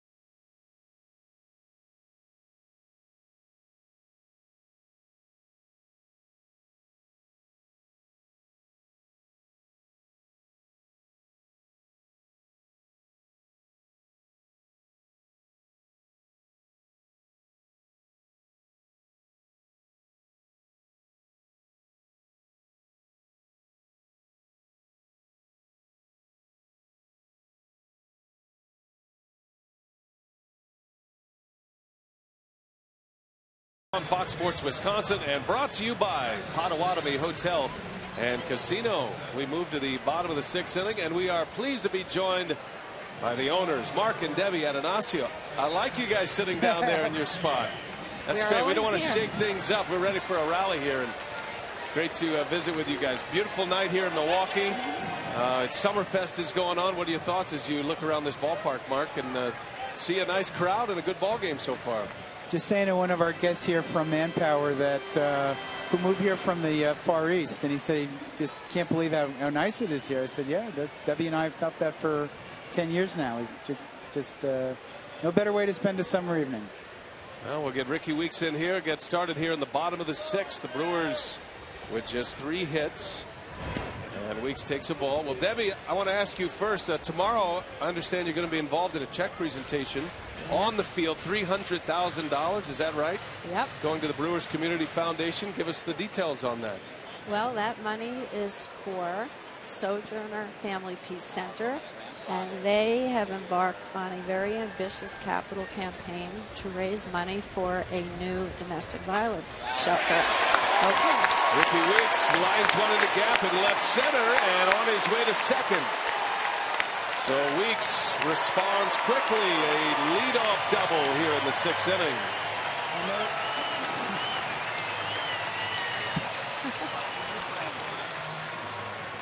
I think we have to stay on the air. Oh, for sure. I think that was, we're not going anywhere. I think there's some good karma with that check you're giving out, Debbie. Maybe we should give another check. So, yeah, continue on, Debbie. The Sojourner Family Peace Center. Yes. You have a big presentation tomorrow. $300,000 is a lot of money. It's going to go to some great good, you would imagine. Yes, because they are building the new shelter based on a new model in which a lot of integrated resources will be under one roof. And they need a total of $26 million, and they're well on their way. You know, the Brewers Community Foundation, Debbie and Mark, something that you two made a priority when you first bought the ball club. Where is the Community Foundation now as to where you thought it might be or where you hope it will be at some point? Well, you'd always like to do better, Rock. I think we have gotten it to where we wanted it to be. Frankly, when we first got the team, there were a number of agendas, chief of which was to put a better team on the field. And frankly, as we chopped through those agendas, unfortunately, community support, from where we want to see things was lagging. And then Debbie got all over me on that. And by the way, pointed out that the Brewers' wives is very important. And we've had a series of players' wives through now in 10 seasons. That the charity is very important to them. So, we really amped things up, increased our support. Debbie and I pledged $1 million to the Community Foundation, take a leadership role.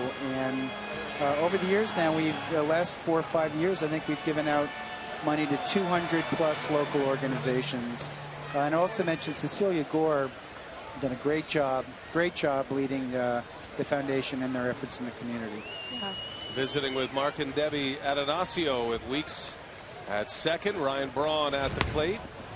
And it goes to 0-2. Debbie, I understand you guys you had the wives' luncheon today. Oh, yes, we did. How was that? What were some of the results out of that luncheon? There's a good picture of you guys. Yeah, there we are in our apartment, Mark's and mine. And I spent a lot of time complimenting them on their involvement in the community. They've been involved with Sojourner Family Peace Center ever since Mark bought the team 10 years ago. And in fact, we're selling T-shirts right now in the store, in the Majestic Team store, that have a big, beautiful, cool pink Brewers Wives logo on them, and all the proceeds are going to Sojourner Family Peace Center. And these women, they are just as active, off the field as their husbands and boyfriends are on the field. They really love this community. Not many of them live here in the off season, but you'd never know that. Now the wives auction, always a big hit as well. Let's see if Braun can do some damage here. 0-2, and he fouls it back. Now Mark sitting here with a ball club that has the best record in the National League. 81 down, 81 to go. This has been quite the season. All right, and Brian, we just want to point out that's a matter of fact. We're not. That's where we're at. The closer to the dugout you get, the more superstitious you become, right? That's why I haven't shaven since I went to Hawaii last week. I feel like an Adam LaRoche beard is coming on me. The 0-2 to Braun, and it's down and in. But Mark, you talked about in spring training how this group seems to have a cohesiveness and a focus even in spring training, and it really has manifested itself into some pretty good play so far this year. When you look at the success this year, I think there's really two things. The players are playing at their level of talent, which is high, but we've been healthy, and they've really pulled together as a team. And that's right, Rock. You could see it from the first day of spring training. It's a different feeling in the clubhouse this year. A little bit of that, maybe, Mark. Kind of disappointed in what happened last year, and all the injuries, guys feeling as though coming into spring training, big disappointment, and focusing on this year a little bit more early on in spring training. I think that's one thing. You know, Ricky Weeks said yesterday down at second base now that you know, a lot of the pundits, a lot of the writers who weren't counting us in, that helped pull the guys together in the clubhouse.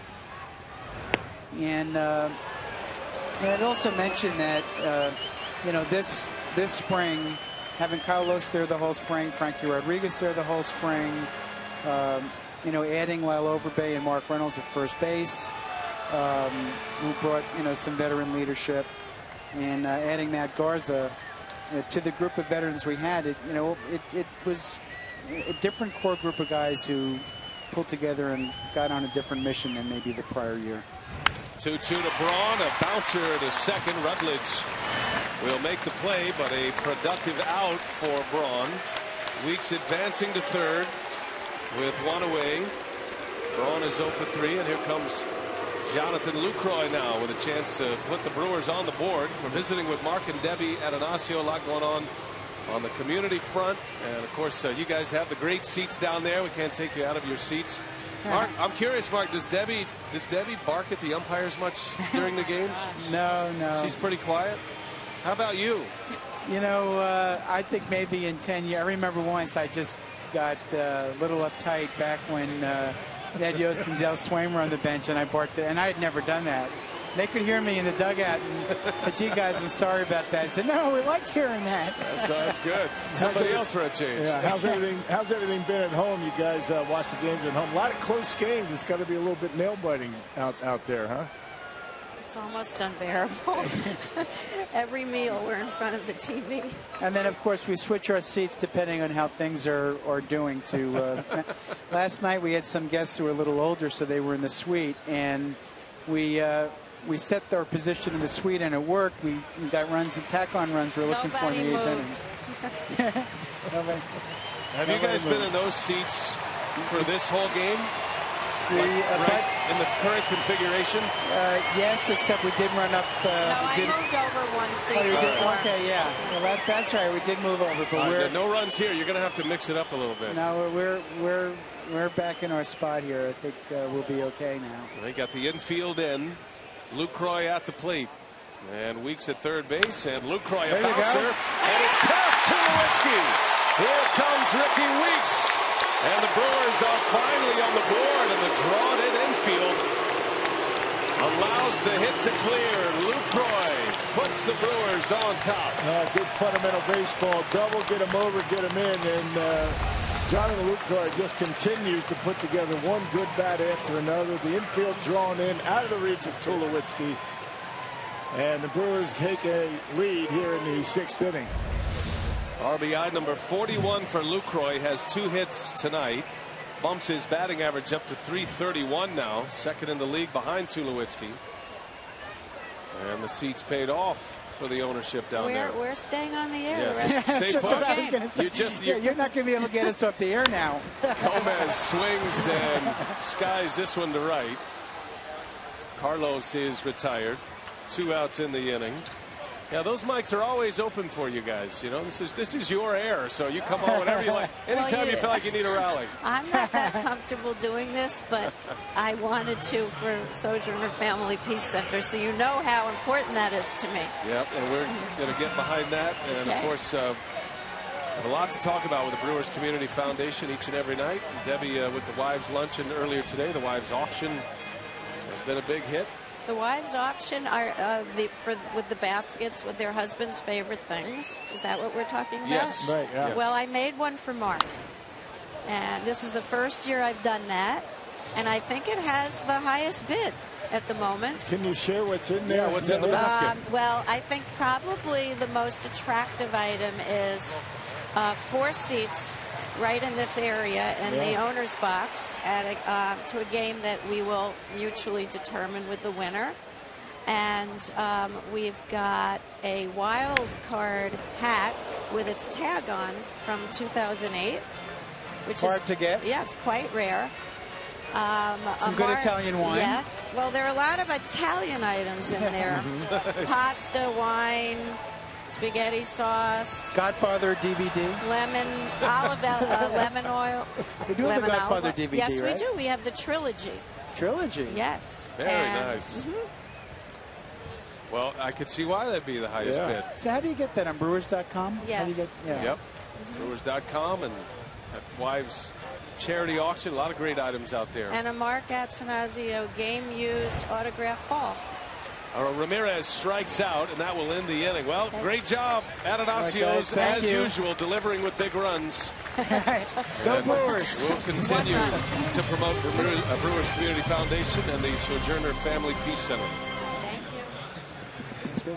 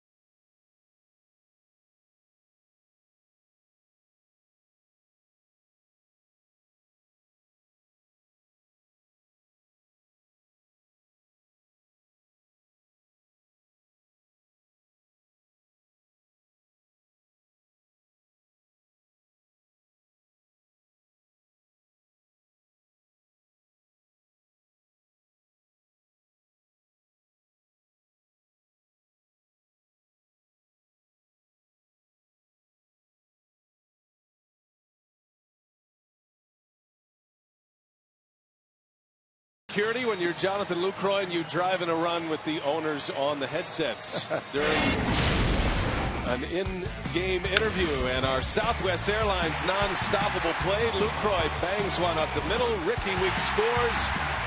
Mark and Debbie Attanasio loving every minute of that.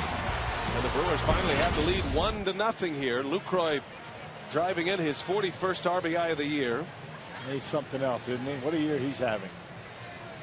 2 more hits tonight, and now we'll see if Loesch can hang on to that lead. The Brewers have 5 hits, as do the Rockies.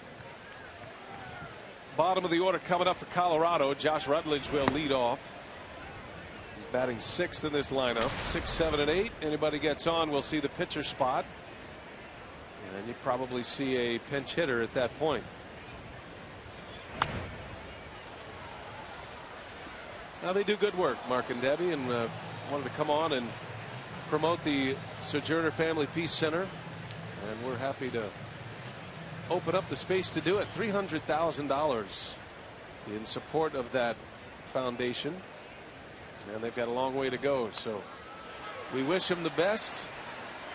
And it's good to get it out there that, you know, when these guys are at the ballpark and on the road, the the wives are back at home here in Milwaukee, you know, thinking about ways to, you know, improve the community, help out in local charities, and Debbie Attanasio is certainly, you know, the ringleader in all that.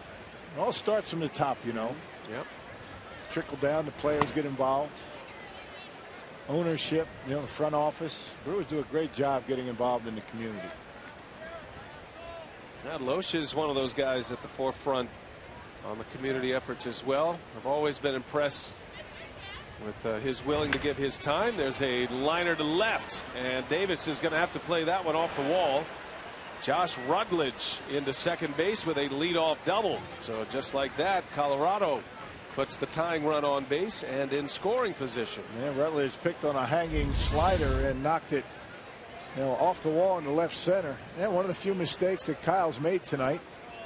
That one right down the middle of the plate, and Rutledge hit it hard into the gap. So a leadoff double, back to back. I should say 3 consecutive innings the Rockies have had their leadoff hitter on. That's been a single, a walk, and a double now. Loesch has stranded them all. Colorado has stranded 5. They left 8 men on last night.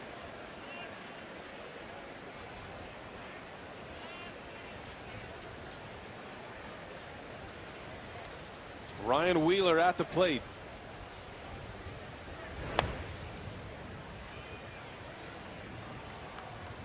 And Lucroy out to talk it over with Loesch. Got a bunch of baseball going on in the big leagues tonight. There's a doubleheader in Baltimore. So 16 games total. Tampa Bay beat the Orioles in game 1 5-2. Orioles lead game 2 4-1.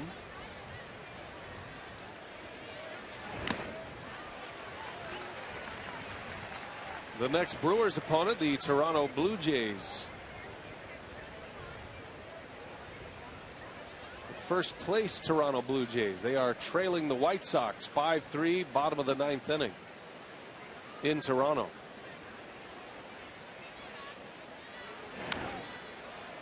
One ball, 2 strikes. Loesch got in on the hands of Wheeler. In the Central Division, got a couple of West Coast games. The Cardinals are in Los Angeles tonight. Hyunjin Ryu is on the mound for Los Angeles. Carlos Martinez will pitch for the Cardinals, who have lost a couple of starters over the last 2 days. Waka and Garcia. The Dodgers won last night 1-0. Outlasting Adam Wainwright.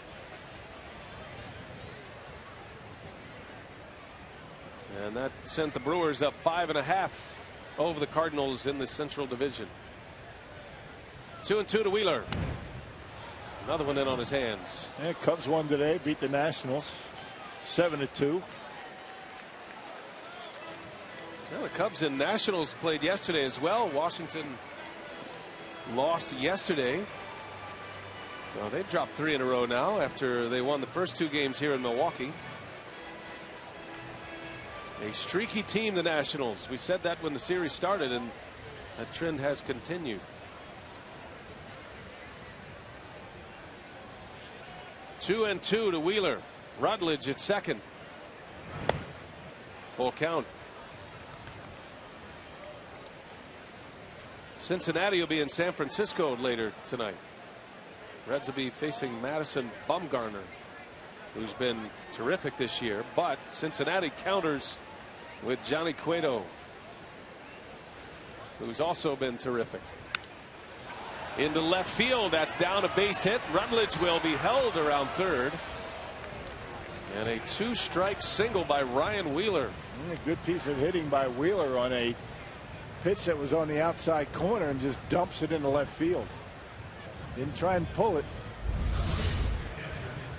And that 2-seam fastball stayed up in the strike zone, but it was on the corner, and Wheeler goes right with it and gets his base hit. Well, now Loesch in trouble here. First and third, nobody out. Michael McKinry coming up, who has singled twice against Loesch. He's hit the ball hard in both at bats. Both have been to the pull side. Brewers will concede a run to turn 2 here. Loesch would love to get that double play in this spot.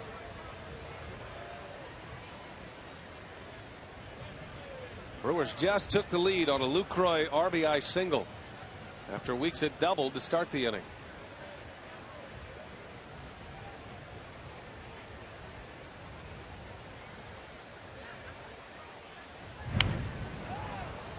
Ball and a strike. Elsewhere in the division, the Pirates are hosting the Mets tonight. That game's tied at 2. Boy, do the Pirates play more extra inning games than anyone? Just seems like it. Pirates traded Jason Grilli today, by the way. So their former closer, they had replaced Grilli with Melanson. And Pittsburgh parting ways with their closer today to the Angels. Looking for a change of scenery for those two. Ernesto Frieri coming to Pittsburgh. And just to let you know, the Pirates have played only 8 extra inning games. It seems like more. Seems like more. They might have one tonight. Well, the Brewers have what, 10? 6-4, I think. Yeah.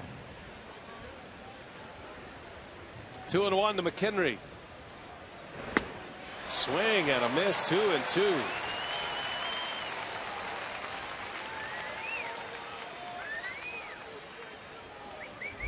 Yeah, really pulling the string right there on the changeup from Kyle Loesch.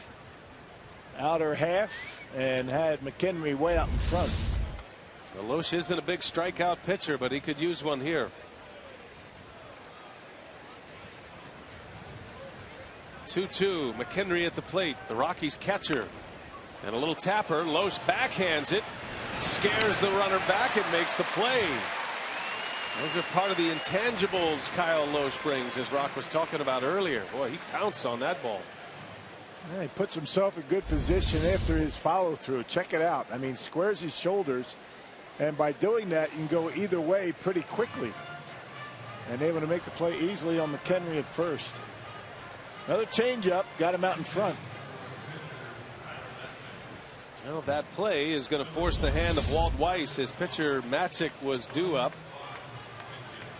So Matzik will be taken out. His night is over. 6 innings, 1 earned run. Right now on the hook for the loss. And Weiss will counter with his best pinch hitter, Brandon Barnes. Yeah, the only options he has on the bench are all right-handed. All the lefties are in the game. Scouting report on Barnes from Rick Kranitz, Brewers pitching coach.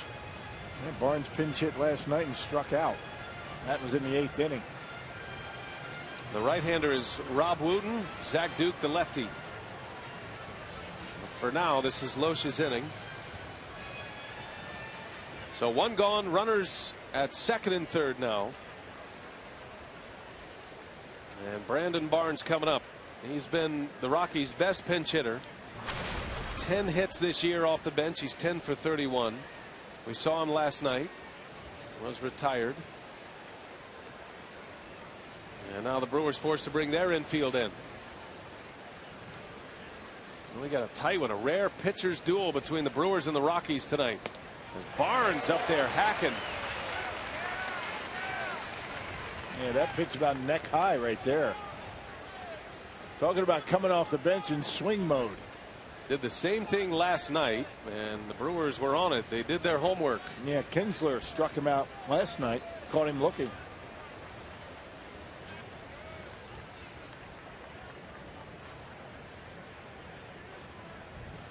Loesch having to drum up everything he's got here. 2nd and 3rd, 1 away, and a bunt. Loesch over to make the plate and puts the tag on Barnes. What a play that was. He thought about a throw to home, and in midair realized he didn't have a chance and got the tag on the base runner for the 2nd out. And he's upset with himself. He thought maybe he should have made a play at home plate, but how about the Rockies? A safety squeeze of all things with 2nd and 3rd on the road. He's safe, and Loesch able to make the tag on Barnes as he goes by. Pretty athletic play right there. That was something. So the run scores, the RBI to Barnes. And we're all tied at 1. 2 outs in the inning. Wheeler now at 3rd base. That'll go down as a sacrifice and an RBI. A safety squeeze.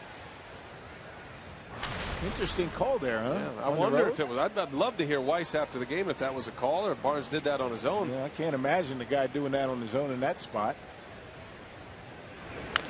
Charlie Blackmon at the plate. Eric Young makes the play over there at first. Now, you don't see managers. I mean, we're talking about if you go by the book, you got your best pinch hitter at the plate. Playing for the tie here in the 7th inning. On the road. On the road. Right.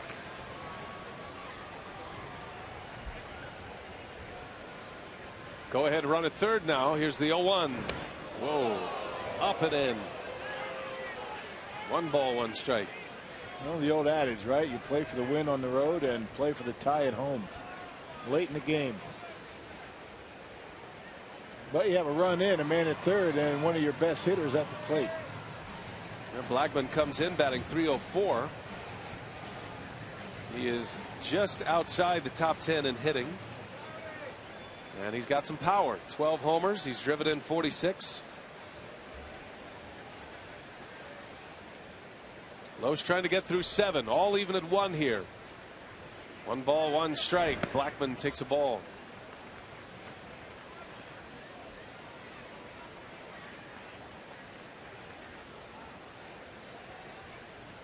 Well, you want to make him hit your pitch. You've got a right-hander on deck that, man, he strikes out quite a bit. You got a right-hander. You got Blackman, who very rarely strikes out. Stubbs will follow.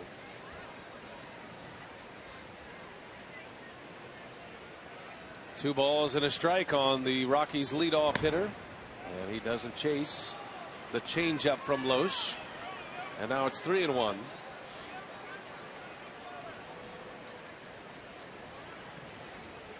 Well, if Loesch gets out of this one with only 1 run in, that'll be a small victory for him. 2 on, nobody out to start the inning. 3-2 the count. So he gave him a fastball and Blackman missed it. Pitch in though. Got in on his hands.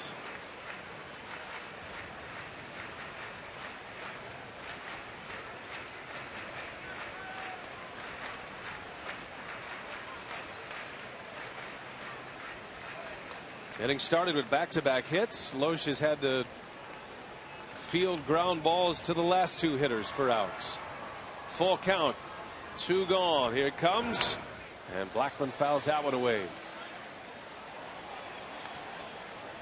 No 2 pitches the same speed for Loesch. Back and forth he goes. The banjo effect. Yep. Change the eye level. In and out, up and down. And that last pitch, a changeup. He's thrown everything to Blackman here but a slider. Curveballs, changeups, fastballs. Well, Blackman bounced into that double play his last time up. Here's another payoff from Loesch, and time is asked for and given.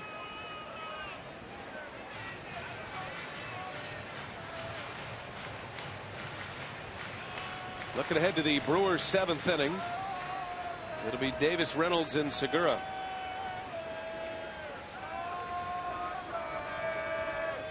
And Loesch trying to get him there with the game tied at 1.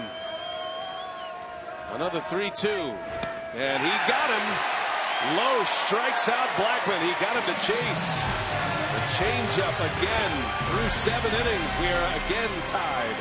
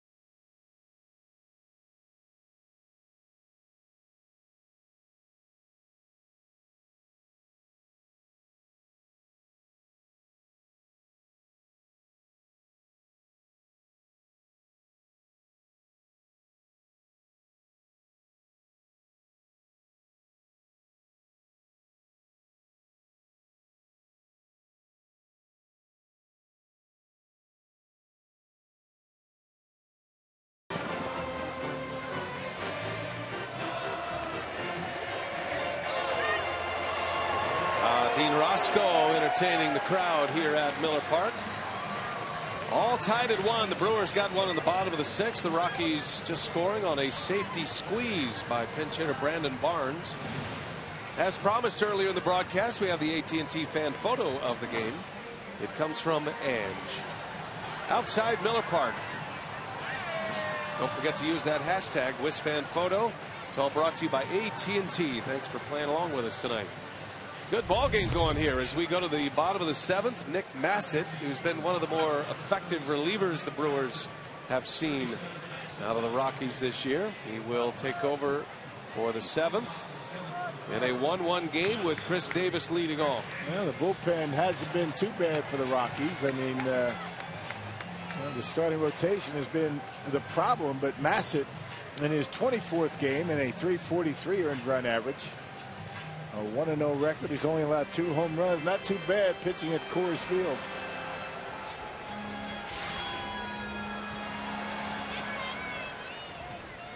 Davis will start it. All even at 1 apiece. And he hits that one hard into left center field. And that ball is one hop off the wall. Davis with another extra base hit.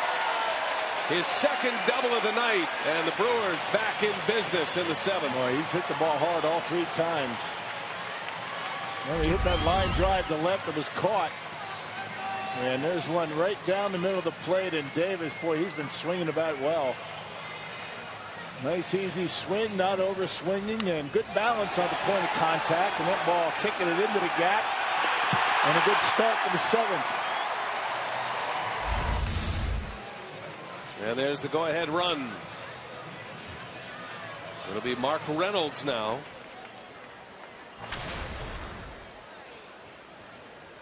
The Brewers are trying to beat the Rockies for the 5th consecutive time with a win tonight. Swept them in Colorado and then won last night. Reynolds showing punt. Powerball home run leaderboard. Reynolds on that board. Davis is the leader with 14. You got Reynolds with 13. Gomez, Ramirez, Ryan Braun has 10 home runs. A lot of power throughout this batting order. Yeah, Reynolds showing bunt again. The Rockies infielders didn't buy it the first time. They went right back to their defensive positions. You wonder, though, if they'll get them to creep up a little more. I think what Reynolds is thinking is his job is to get Davis over to third base, and he doesn't feel as though he can hit a ground ball to the right side. He's got the count in his favor. I don't think he's going to be bunting now. 2-0 on Mark Reynolds. Down and away. 3 balls, no strikes. That's what you see, though, with good ball clubs. Teams that are winning, playing well. Trying to get the job done, whatever that might be. If you can't hit the ball to the right side, drop down a bunt. There is an accountability with a team playing this well, and one leads to the other. And how about Reynolds? He walks on 4 consecutive pitches. First and second, nobody out.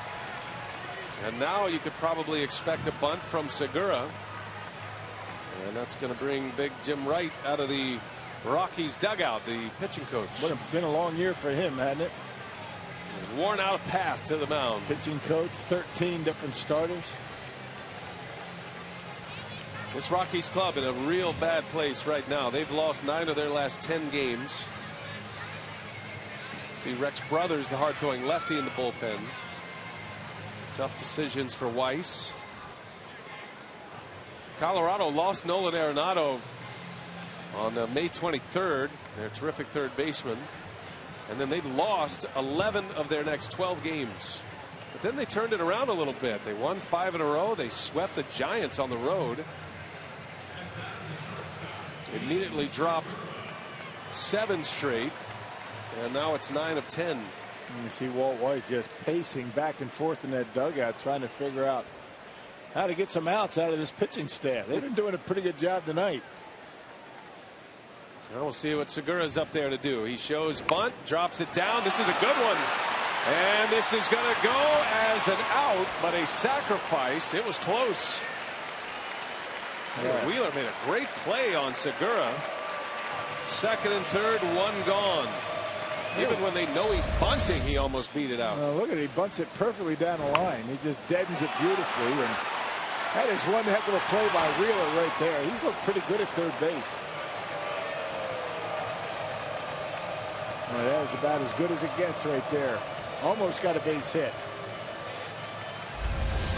Well, Segura advances too, and that is going to bring Lyle Overbay off the bench. Well, now does Walt Weiss bring in his left-hander. And Weiss on his way, which means Renicky probably has a counter. Renicky only playing with a 4-man bench. The Brewers are carrying 8 in their bullpen right now. But it's late enough in the game, and when you get a start like Losh's tonight, that gives you some options. Well, you got a couple of options here. You got Herrera, a switch hitter, and then Maldonado, a right-handed batter. So we'll Not take sure a break. You want to go to either one of those two guys. Sorry about that. We'll see who he goes with as we go to commercial.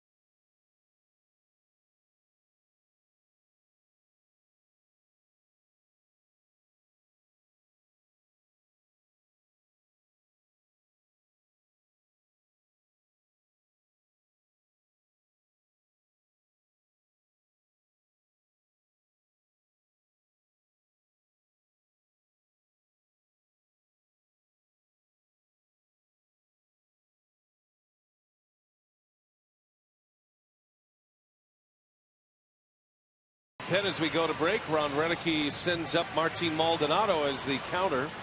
So Overbay announced. Weiss brings in Rex Brothers, and he'll face Maldonado.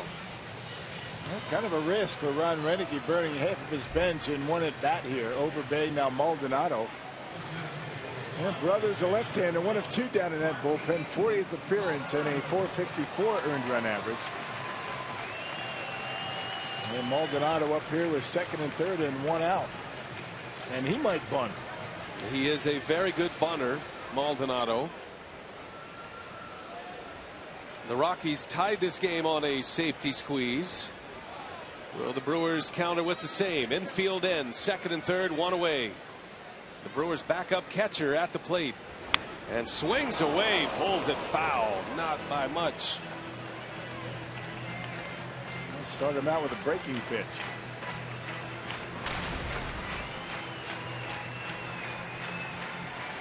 Ron Renicky has never been afraid to use both of his catchers. A lot of managers won't do it, but Renicky does often, and really has to with the short bench that he has right now.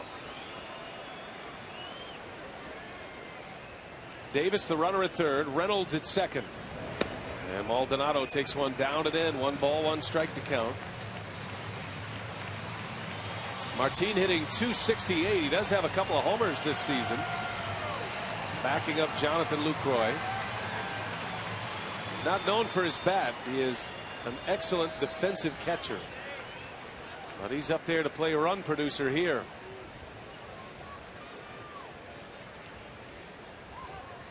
Squeezes on. Maldonado pops it up, and it's on the ground. Yeah, as long as you get a piece of it, right? Close. Last thing you want to do is miss it. Get yourself right out of the inning. It pops it up on the suicide squeeze, and just out of the reach of McHenry. Wow, close. Davis got caught playing spectator there as that ball was in the air. Ed Cedar was screaming at him to get back. And he did. So he'll do it again now. 1-2 the count.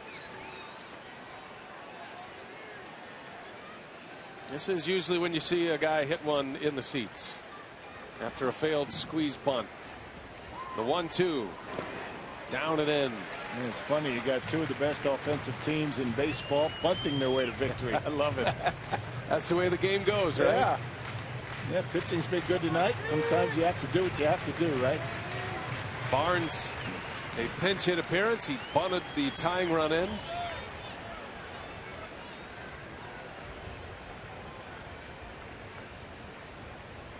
The hard-throwing Rex brothers. Brewers need a big hit. All tied at 1. And Maldonado takes a ball. I believe that's 3-2. That 2-2 now. That was a 2-2 pitch. Outstanding bat flip. And that's going to be embarrassing for a while. It's not like there isn't huge letters up there, numbers up there showing what the score is. And this is proof it's only 3-2 at this point. There's a slider. Strike one. Maldonado fell behind 1-2 on the failed bunt attempt. There you go, 1-2. Here's the count to 2-2. And now it's 3-2 right here. Watch this bat flip. Oh yeah, I drew that walk. That's good. All right, that's okay.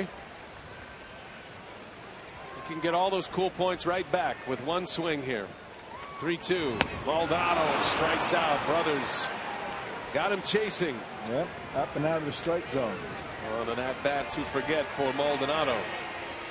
So 2 outs, and here comes Ricky Weeks. Went ball 4, but Maldonado can't lay off of it. Up around the letters.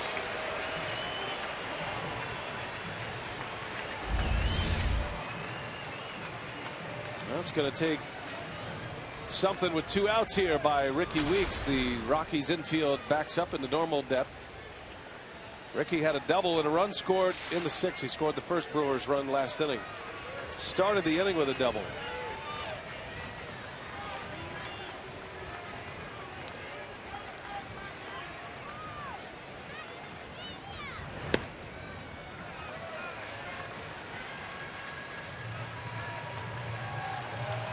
How about those numbers for Weeks? 5 for 11 in this kind of position. 2 outs, runners in scoring position. Those are big numbers from a guy who's not playing every day. He's been in there a lot lately. He's swinging the bat well. 2 balls, no strikes. And this is when that spot in the lineup becomes a pretty sweet spot in front of Ryan Braun. You know Brothers does not want to deal with Ryan Braun. Well, the Brothers have been throwing a lot of breaking pitches, change-ups, sliders. He got Maldonado on a fastball. He only threw 2 fastballs to Martin in that at bat. Well, Weeks should get something good to hit. Big pitch coming, the 2-0, and Weeks takes ball 3. Another changeup. Is he pitching around Ricky to get to Braun? Wow. Ricky has a good eye at the plate. Good on base percentage this year. Well, does he have the green light? 3-0. We shall see.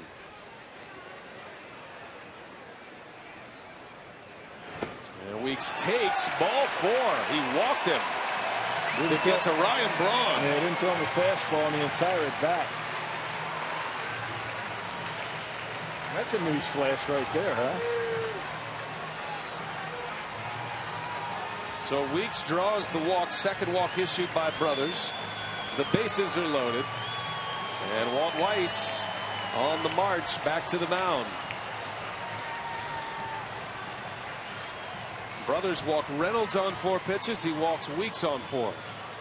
Pitching change with the bases full. Take a timeout.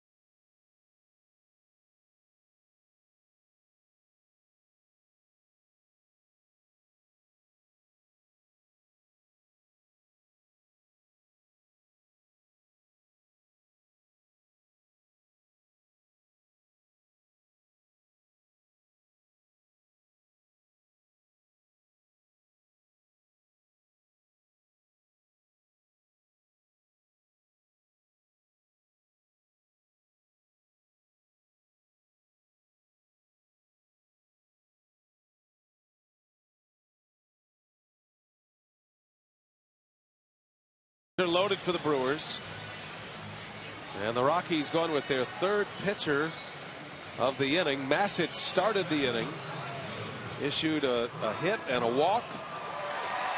Brothers loading the bases. Now it's Adam Ottavino. Yeah, Ottavino pitched against the Brewers in Colorado. Remember, it was Lyle Overbay to hit a home run off of Ottavino in the 9th inning, give him a 2-run lead. 39th appearance, an 0-3 record. And right-handers not as good as they are against lefties. So here comes Braun. Big spot. Bases full of Brewers. Kyle Lohse pinch hit for after 7 strong innings with 1 run. If the Brewers score here, he could win his 10th if they get to the end. And Braun is drilled. My goodness. He hit him with the bases loaded. And the Brewers will take the lead in a most unusual way. A 4-pitch walk and a hit batter. Well, you can get your matchups any way you want, but if you get that happens, not much a manager can do about it. Ottavino trying to come inside, and Ryan Braun not able to get out of the way, hits him right on the side, and Brewers take the lead. Well, now that brings up Jonathan Lucroy with the bases loaded. That's a good way to take the lead right there. Hit batter. 2-1. Brewers on top. Here is Lucroy at the plate, presented by Wendy's. That single he had in the 6th inning put the Brewers ahead 1-0. Now it can add to the lead. And a sweeping breaking ball in there for a strike. And it comes in at high 3/4 and kind of slings that ball in there, and which means he has pretty good movement on all of his pitches. Huge numbers in his career with the bases loaded. One of those grand slams came earlier this season against Arizona on the last road trip. Chopper, third base. Wheeler will go to the bag for the out, and the inning is over. The Brewers score the go-ahead run in the most improbable way. A hit by pitch to Braun. 2-1.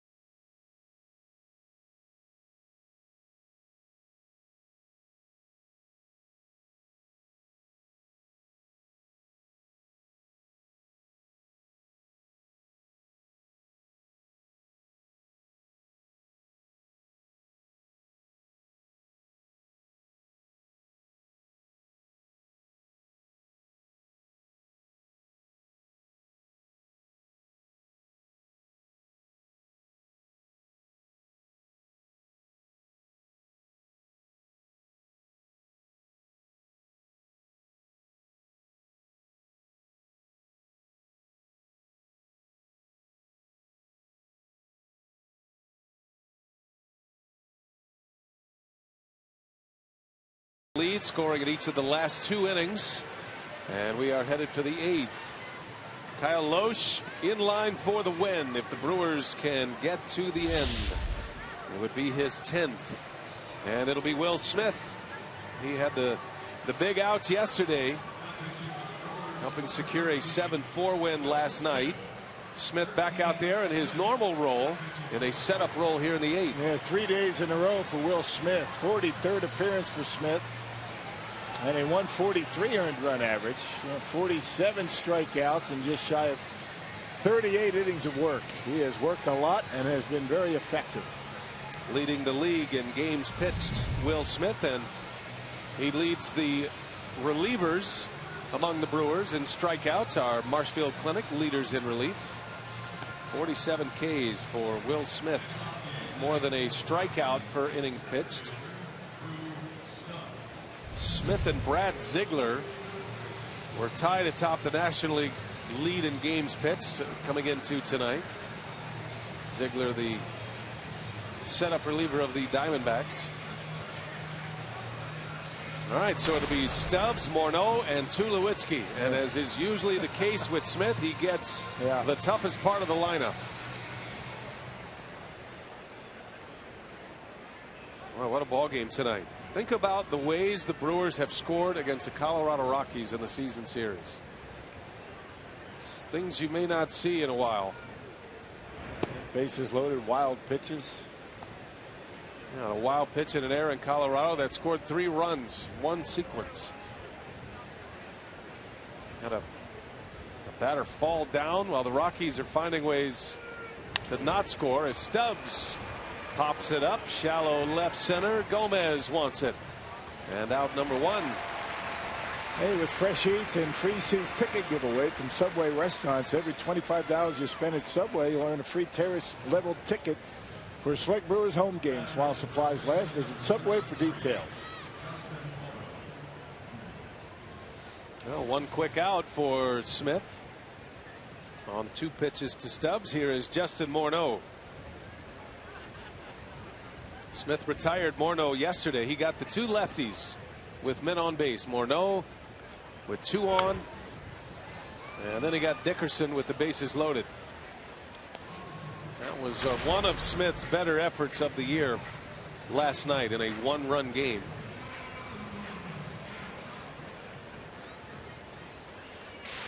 Struck them both out. Hard to pick some of his best efforts. They've all been pretty good. Had some really memorable outings. There's a swing and a miss. That's a pitch he struck him out on yesterday. As his bullpen mates call it, the slider of death.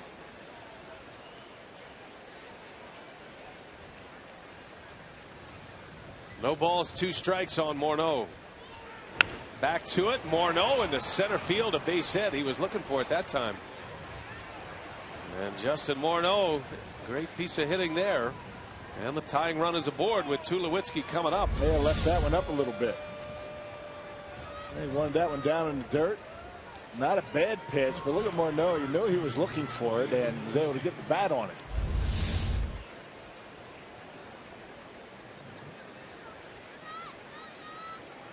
Well, and now the Rockies have the matchup in their favor with Tulowitzki. Anytime Tulowitzki's at the plate, the matchup is in the Rockies' favor. This is the guy they want batting with the game on the line.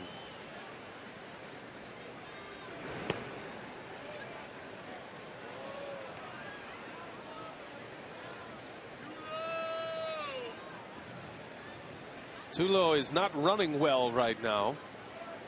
So anything on the ground, the Brewers have a chance to turn 2. He's been nursing a groin injury. Also had a toe injury a couple of weeks ago. Knocked him out of the lineup for a day. There's a ground ball to short. Segura. Weeks. Double play. Inning over. Good call. Well done. Will Smith gets the league's leading hitter to bounce into the 6-4-3 double play, and the Brewers still lead 2-1 as we go to the bottom of the 8th.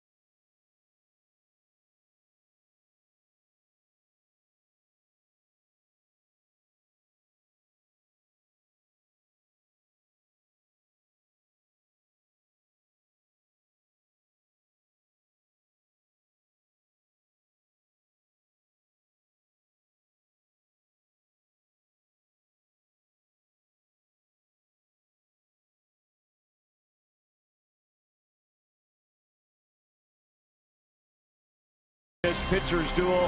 What a job by Loesch, in line for a victory right now. But how about Will Smith in that last half inning, eliminating 2 huge threats? Continues to make good pitches after making a good pitch on Marneau, able to get a single, but giving Tulowitzki, the league's leading hitter, to ground into double play. Made a nice pitch on the part of the plate, grounds into the double play. All right, let's see if the Brewers can get some extra runs here. Brewers live post game on the way. We'll get inside that clubhouse as per usual. All coming up after the ball game, Brian. All right, Craig and Augie, thanks. Sophia Minard will have the report from that clubhouse on Brewers live post game as Carlos Gomez leads off.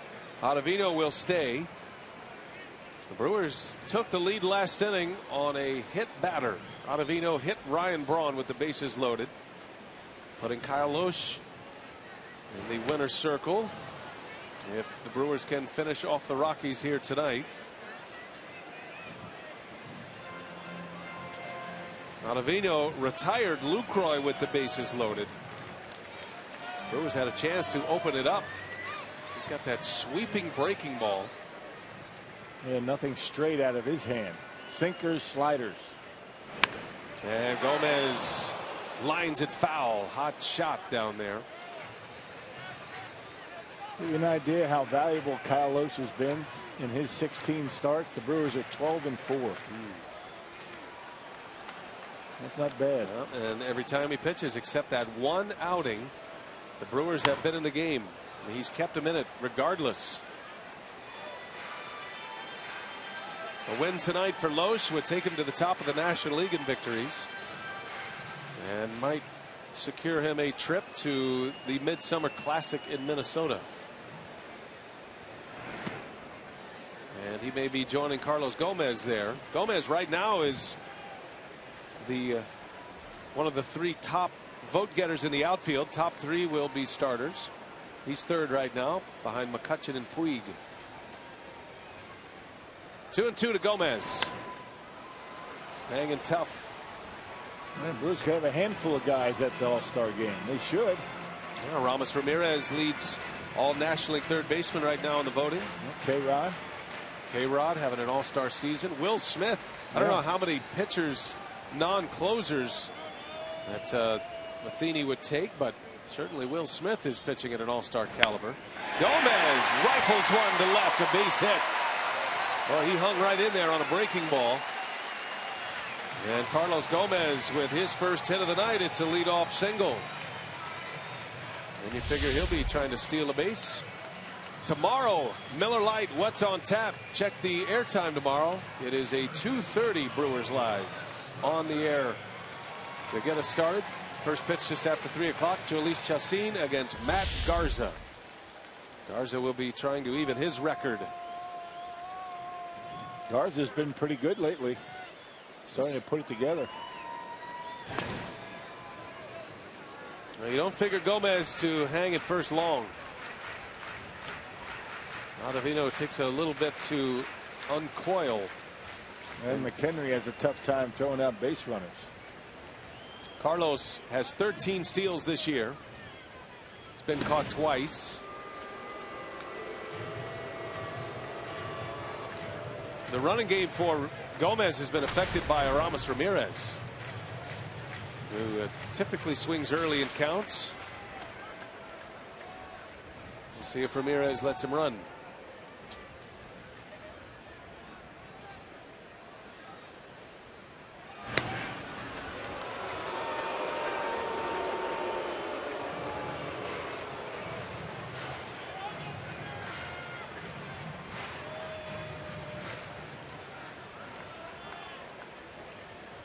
Well, Ramos with a single in the 4th. He's 1 for 3. Brewers lead by 1, trying to add to it. There goes Gomez. Pitch out. McHenry's throw. The tag, and not in time. And Gomez is shaken up. Stolen base for Carlos Gomez, number 14, but it comes at a price. And he went in there hard, head first. Might have gone right into the second baseman over there. Check it out. Head right on the leg, and Gomez might have been a little bit dazed. Rutledge. Watch the head go right into the leg of Rutledge. First the hand, then the head. Wow. Boy, and Rutledge took one in the shin. And that's going to be close. Tag stayed on Gomez, and Walt Weiss is out. They might challenge this. Remember, you're past the 7th inning, so Weiss, who hasn't used a challenge, can request one here, and I think they're going to go to the headsets. Meanwhile, Ron Renicky is on his way out to check on his center fielder. So we're going to have an official challenge. I believe this will be a crew chief challenge.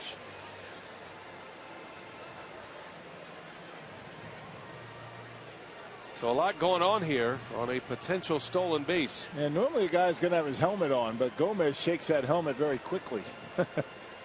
He hit the deck, the helmet came off, and top of his head right into the shin of Jeff Rutledge. I should say Josh Rutledge. Gomez is okay to stay, so that's one of the headlines checked off. And now we await the call from New York. That's the crew chief, Dale Scott, in the light blue, the calling umpire, C.B. Buckner.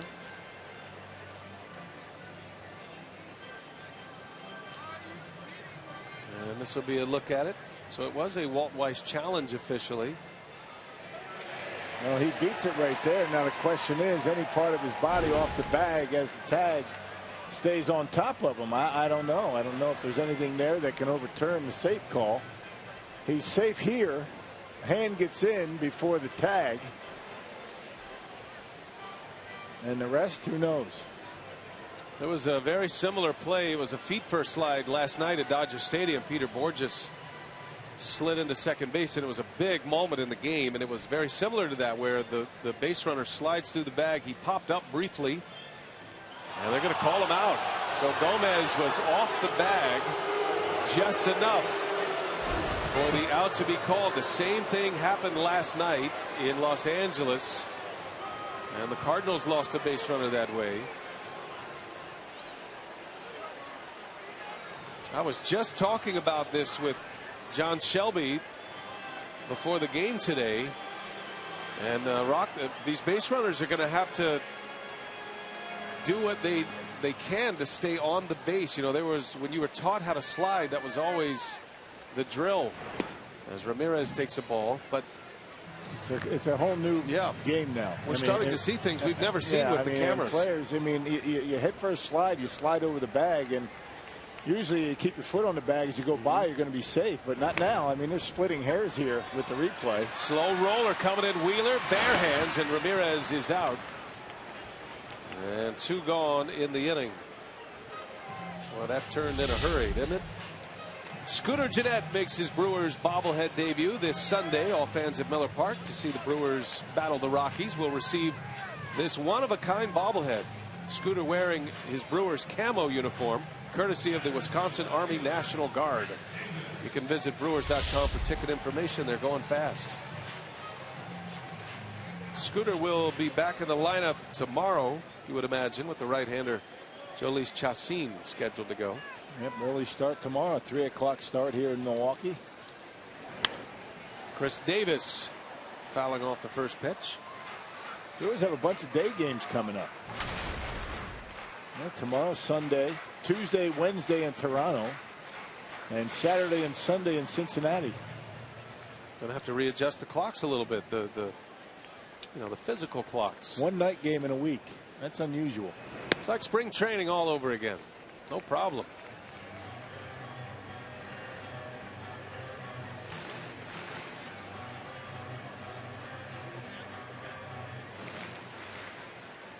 One ball, one strike on Davis. 1-2.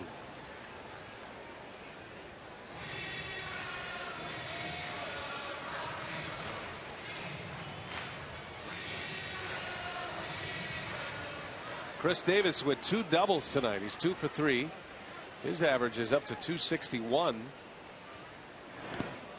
And that is a swing, and down he goes.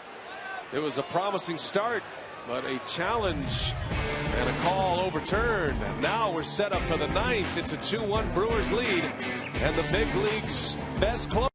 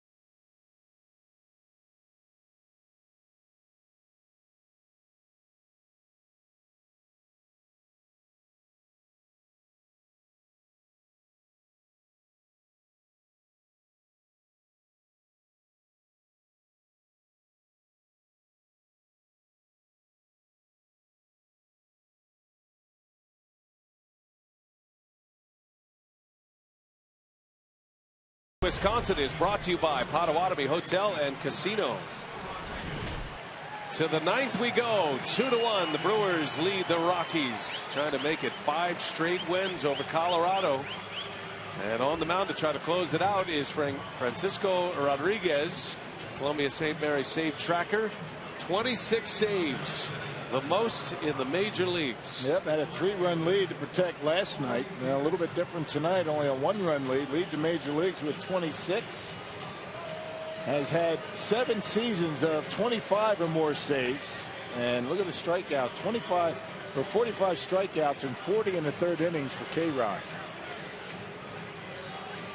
Well, he has thrown a lot of strikes. He's minimized the base runners. He's doing it much differently than he did as a member of the Mets when he was last closing games regularly before he started closing this year. Corey Dickerson leads off. Last time Dickerson faced K-Rod, he launched one that missed being a home run at Coors Field by inches. That was that crazy play when Dickerson ended up with a triple and then was thrown out after he fell down between 3rd and home in the 9th inning of last Sunday's game. K-Rod with a fastball evens the count at 1-1. Dickerson has had a difficult time tonight with the breaking pitch, a big curveball. K-Rod has one of those. Let's see if he uses it.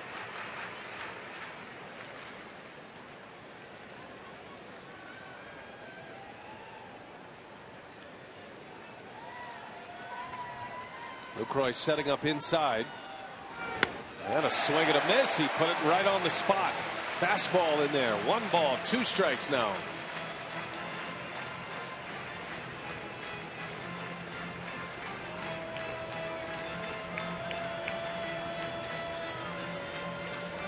Frankie Rodriguez began the season, at least when the Brewers broke spring training, as a setup man, but Henderson was struggling, had a shoulder injury. K-Rod took over and he has not let up. It was a surprise to all of us that Frankie Rodriguez came running out of that bullpen in the 9th inning of the first game of the year. Best kept secret of the year, right? Later we would find out Henderson's shoulder was bothering him. He's been on the disabled list with that injury. And K-Rod has been money closing games for the Brewers. He's been a huge part of this first half success story in Milwaukee. 2-2 to Dickerson. Popped him up in the infield. Mark Reynolds will make the call. Now it's Segura who comes in. The infield quarterback calls everybody off. And there is out number 1. Then get out of here. I've got it. Climbing the ladder all time in saves. Tied with John Wetland right now. Can move into 12th alone. Raleigh Fingers would be next. He would be 10 shy of the Hall of Famer. K-Rod still has and will always have, or well, I don't know about always, but at least it's held up through this point of his career. A piece of history. Single season saves leader, 62 back in 2008 with the Angels.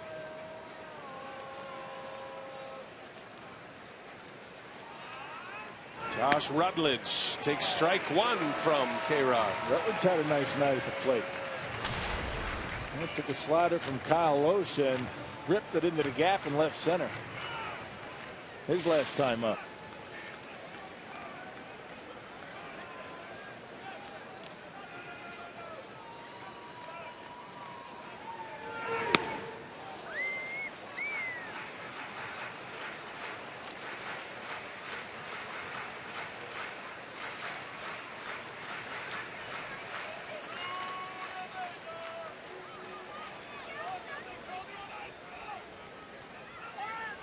One ball, 1 strike.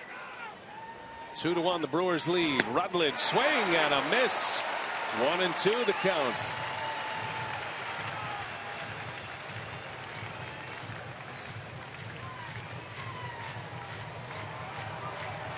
K-Rod went an inning last night. Threw 9 pitches. to notch his 26th save. Pitch number 9 coming. Rutledge takes a ball. 2-2. Kyle Loesch in line for the win. 7 strong innings. Made a heck of a play defensively in the inning the Rockies scored the run. Helped his cause with his glove as much as his arm tonight. Will Smith, an impressive scoreless 8th inning, and now Frankie Rodriguez. Here's a 2-2. Didn't bite on it. 3-2 the count. Good eye at the plate. Rutledge not a guy that swings that out of the zone too often. This is ordinarily the time where K-Rod is going to drop the changeup. You figure the hitter is looking fastball. Let's see what he gives him.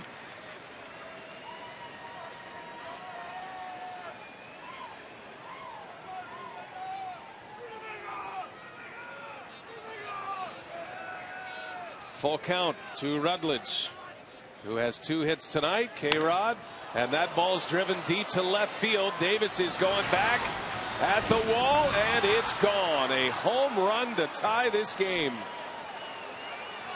A 3-2 pitch. Rutledge, just his 2nd homer of the year, his 3rd hit of the night. And just like that, we're all even at 2. Yep, game to change up. He left it up in the zone. There's the grip. You see it leaves it up down the middle of the plate, and Rutledge got enough of it, got under it, but able to carry it out of here. And that ties it up.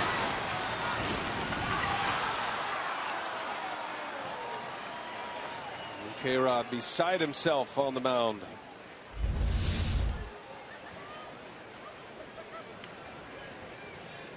So 1 gone, a run in. Here's Ryan Wheeler now.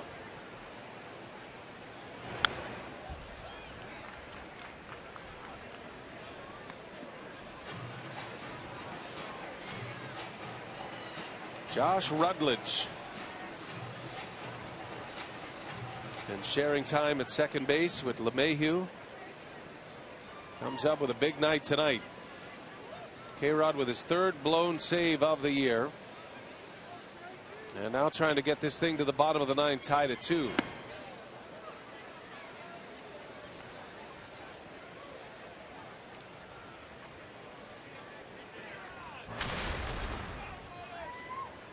His crowd of over 34,000 has gone quiet. That's the thing about this Rockies offense. He's feeling pretty good once you get through Dickerson. You got the bottom of the order coming up. And that's the way it is in the big leagues. I mean, anybody could take you deep. And Josh Rutledge able to tie it up on a changeup up in the zone on a 3-2 pitch.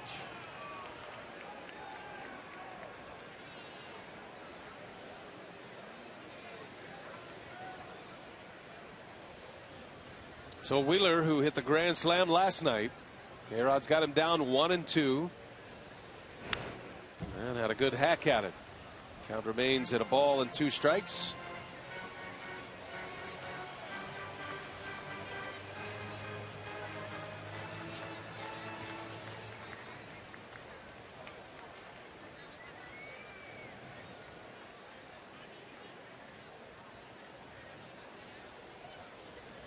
See what he does with him here. Another 1-2 and a change up low.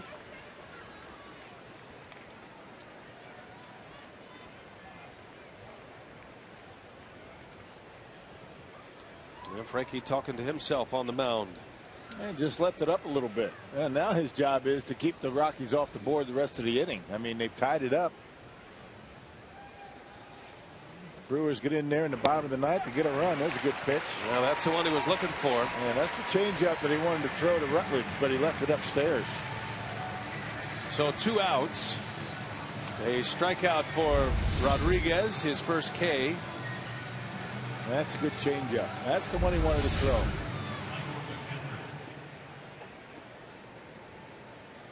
And that'll bring up Michael McKinry. Now the Brewers have had a 16-inning game on this homestand.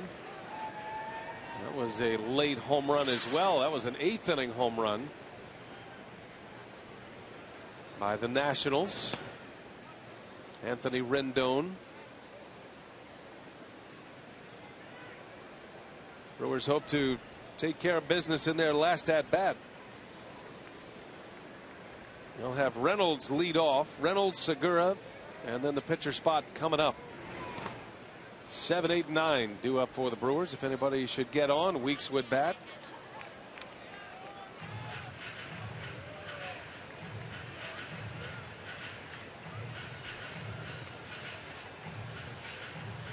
Been a lot of damage done at the bottom of the Rockies order tonight. Rutledge with 3 hits. Wheeler has a hit. McHenry has 2 hits. 6, 7, and 8 hitters.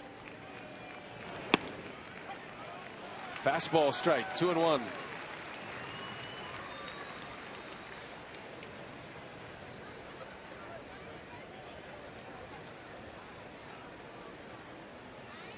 McHenry came in last night.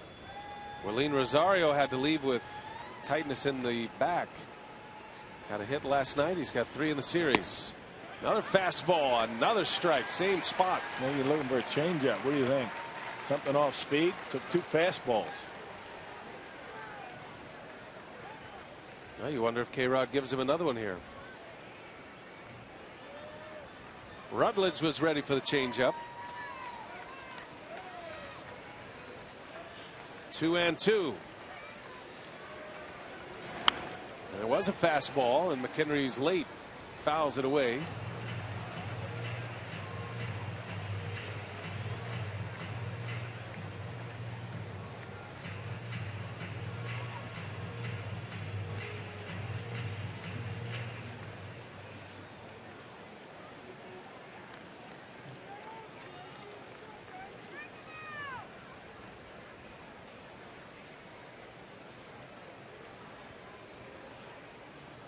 Two and two.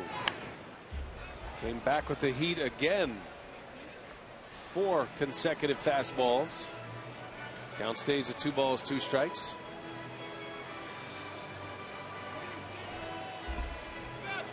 There's been a lot of thinking going on. I think when you face an opponent this much in such a short time frame, 3 games last weekend, turn around, play 4 games right away. No surprises. Yeah, you're starting to.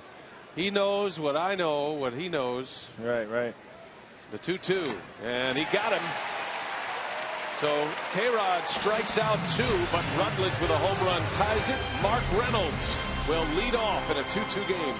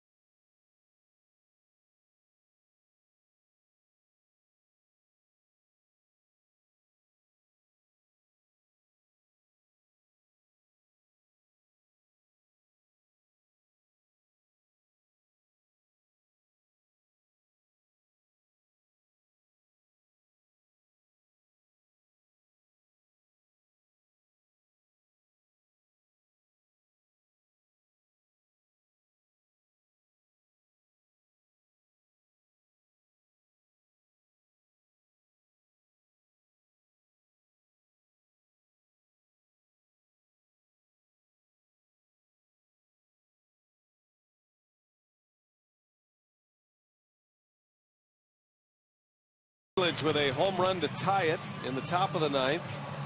And Walt Weiss with a double switch here. Charlie Culberson will come into play third base. And the new pitcher is Matt Belisle. Well, 3rd appearance for Belisle against Milwaukee already this year. Has not allowed a run in his first 2 appearances, allowing only 1 base hit.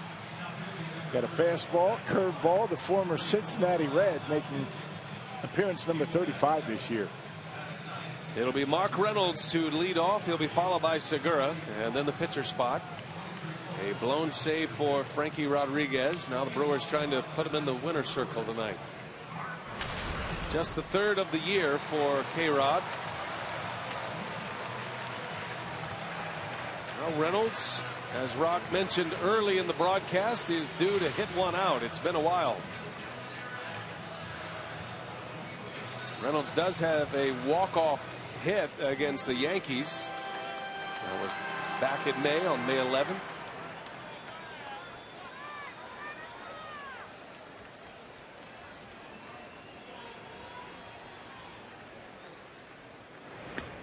Starts him with a breaking ball in there for a strike. Take you back. In the gold, Mark Reynolds pulls one through. That was on an 0-2 pitch as well. And one of 3 walk-offs for the Brewers this year. Reynolds would love to have another one. Has not homered since June 2nd. Right here at Miller Park against the Twins. The tendency is you try and go up there and hit the home run. That's the last thing you want to be thinking right now. Make good contact. Just try and hit the ball back through the middle, and with Reynolds' power, home runs come by accident. There's a good pitch to hit right there. Fastball. Reynolds knows he missed one. One that he could handle. Now it's 1-2. Matt Belisle. Reynolds doesn't chase. Got Segura coming up next. One guy we haven't seen a whole lot of is LaTroy Hawkins, the Rockies closer, former Brewer. Only seen him once. Just once, and that was with the Brewers in the lead late in Colorado. Reynolds, a bouncing ball through a base hit. There's a good start. The winning run is aboard as Mark Reynolds singles. I'm not sure if the Brewers have the luxury of using a pinch runner. Reynolds average speed at best. You only have 2 left on the bench. Ilion Herrera and Scooter Gennett. And Scooter Gennett is moving into the on-deck circle to hit next in the pitcher spot. Well, we'll see if Gennett can get to the plate here with a chance to win it. Figures Segura would be dropping a bunt down here. He had a successful sac bunt in the 7th inning. Brewers took the lead in that inning. And Segura gets this one down to the right side, and Belisle fumbles it and underhands it just in time to get him. Rutledge had to pick that one out of the dirt. Good sacrifice bunt by Gene Segura. And here comes Scooter Gennett with a runner at second base. No, doesn't get any better than that. He has been outstanding dropping down bunts tonight. Talking about Segura. Well, the hottest Brewer hitter. Scooter Gennett with the long ball in his last 2 games. Off Steven Strasburg. A grand slam, the first of his career. And then in a pinch hit appearance last night, a 2-run home run that gave the Brewers a 3-run lead. They hit a changeup that time. Fastball changeup. And Gennett will pinch hit.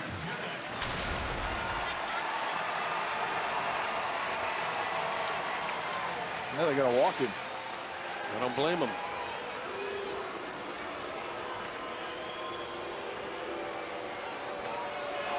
The only run that matters is at second base, and Walt Weiss is going to set up a double play opportunity.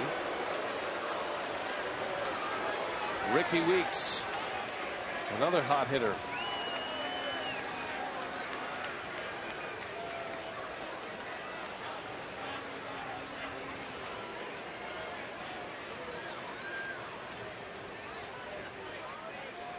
All right, ball 4. So an intentional walk to Gennett. And it'll be Ricky Weeks. Looks like Troy Tulowitzki. Looks like he lost a contact maybe, or trying to fish it out of there. Maybe got something in his eye. I don't know for a fact that he wears contacts, but maybe a bug. Maybe so. He's all right. Well, Ricky Weeks steps into the spotlight here. Has 3 walk-offs, but has not had one since '08. Yeah, decent throwing arms in the outfield. Stubbs throws pretty well. Blackman very well, and Dickerson average at best.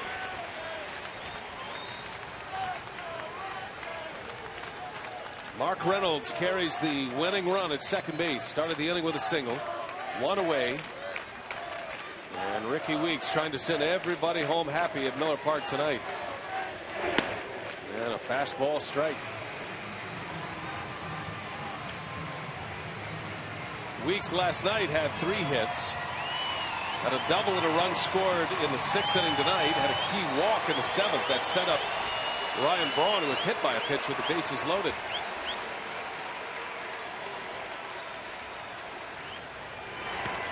And that bounces off McHenry's glove, and both runners advance. Wow.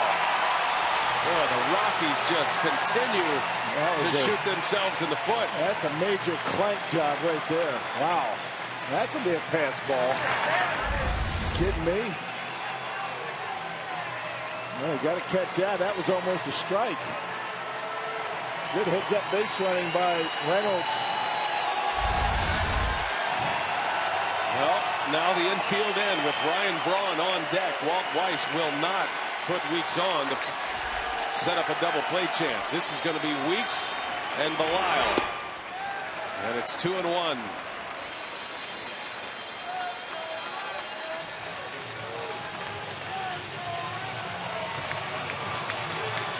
A pass ball puts Reynolds 90 feet away.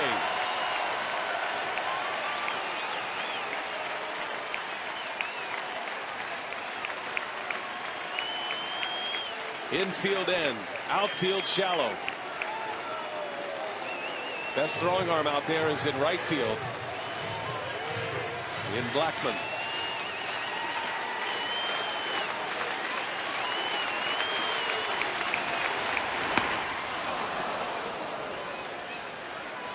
Two and two. And right after him, 94. Outer half of the plate, got it right by him.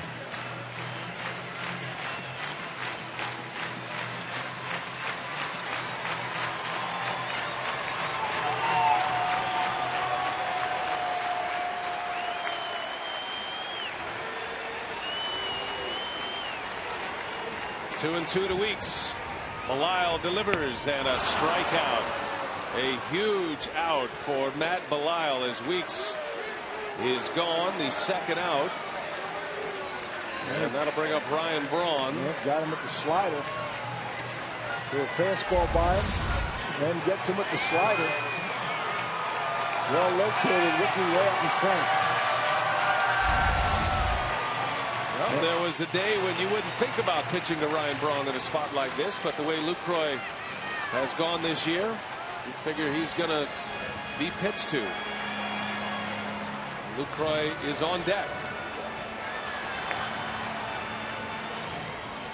Braun was hit by a pitch with the bases loaded his last time up. Brought in the go-ahead run at the time.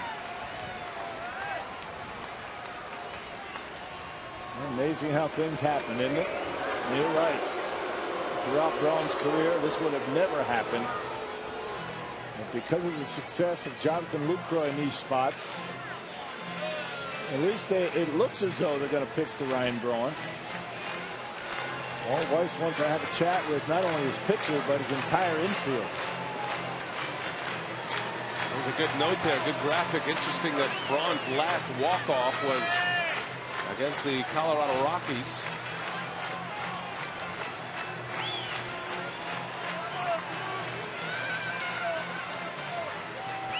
Dale Scott, the crew chief, will break up the meeting here. There's one thing to keep in mind. Belisle, as you just saw on that strikeout to Weeks, he relies on his sharp slider. And anything in the dirt, you know Reynolds is going to be ready to run. Brewers have scored some crazy runs against the Rockies this year.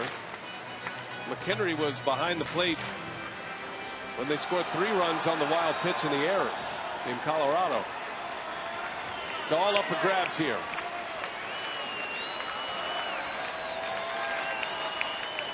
Winning run at third. And Braun, line drive, base hit. And that's it. Reynolds scores. A walk-off for Ryan Braun. The Brewers win again.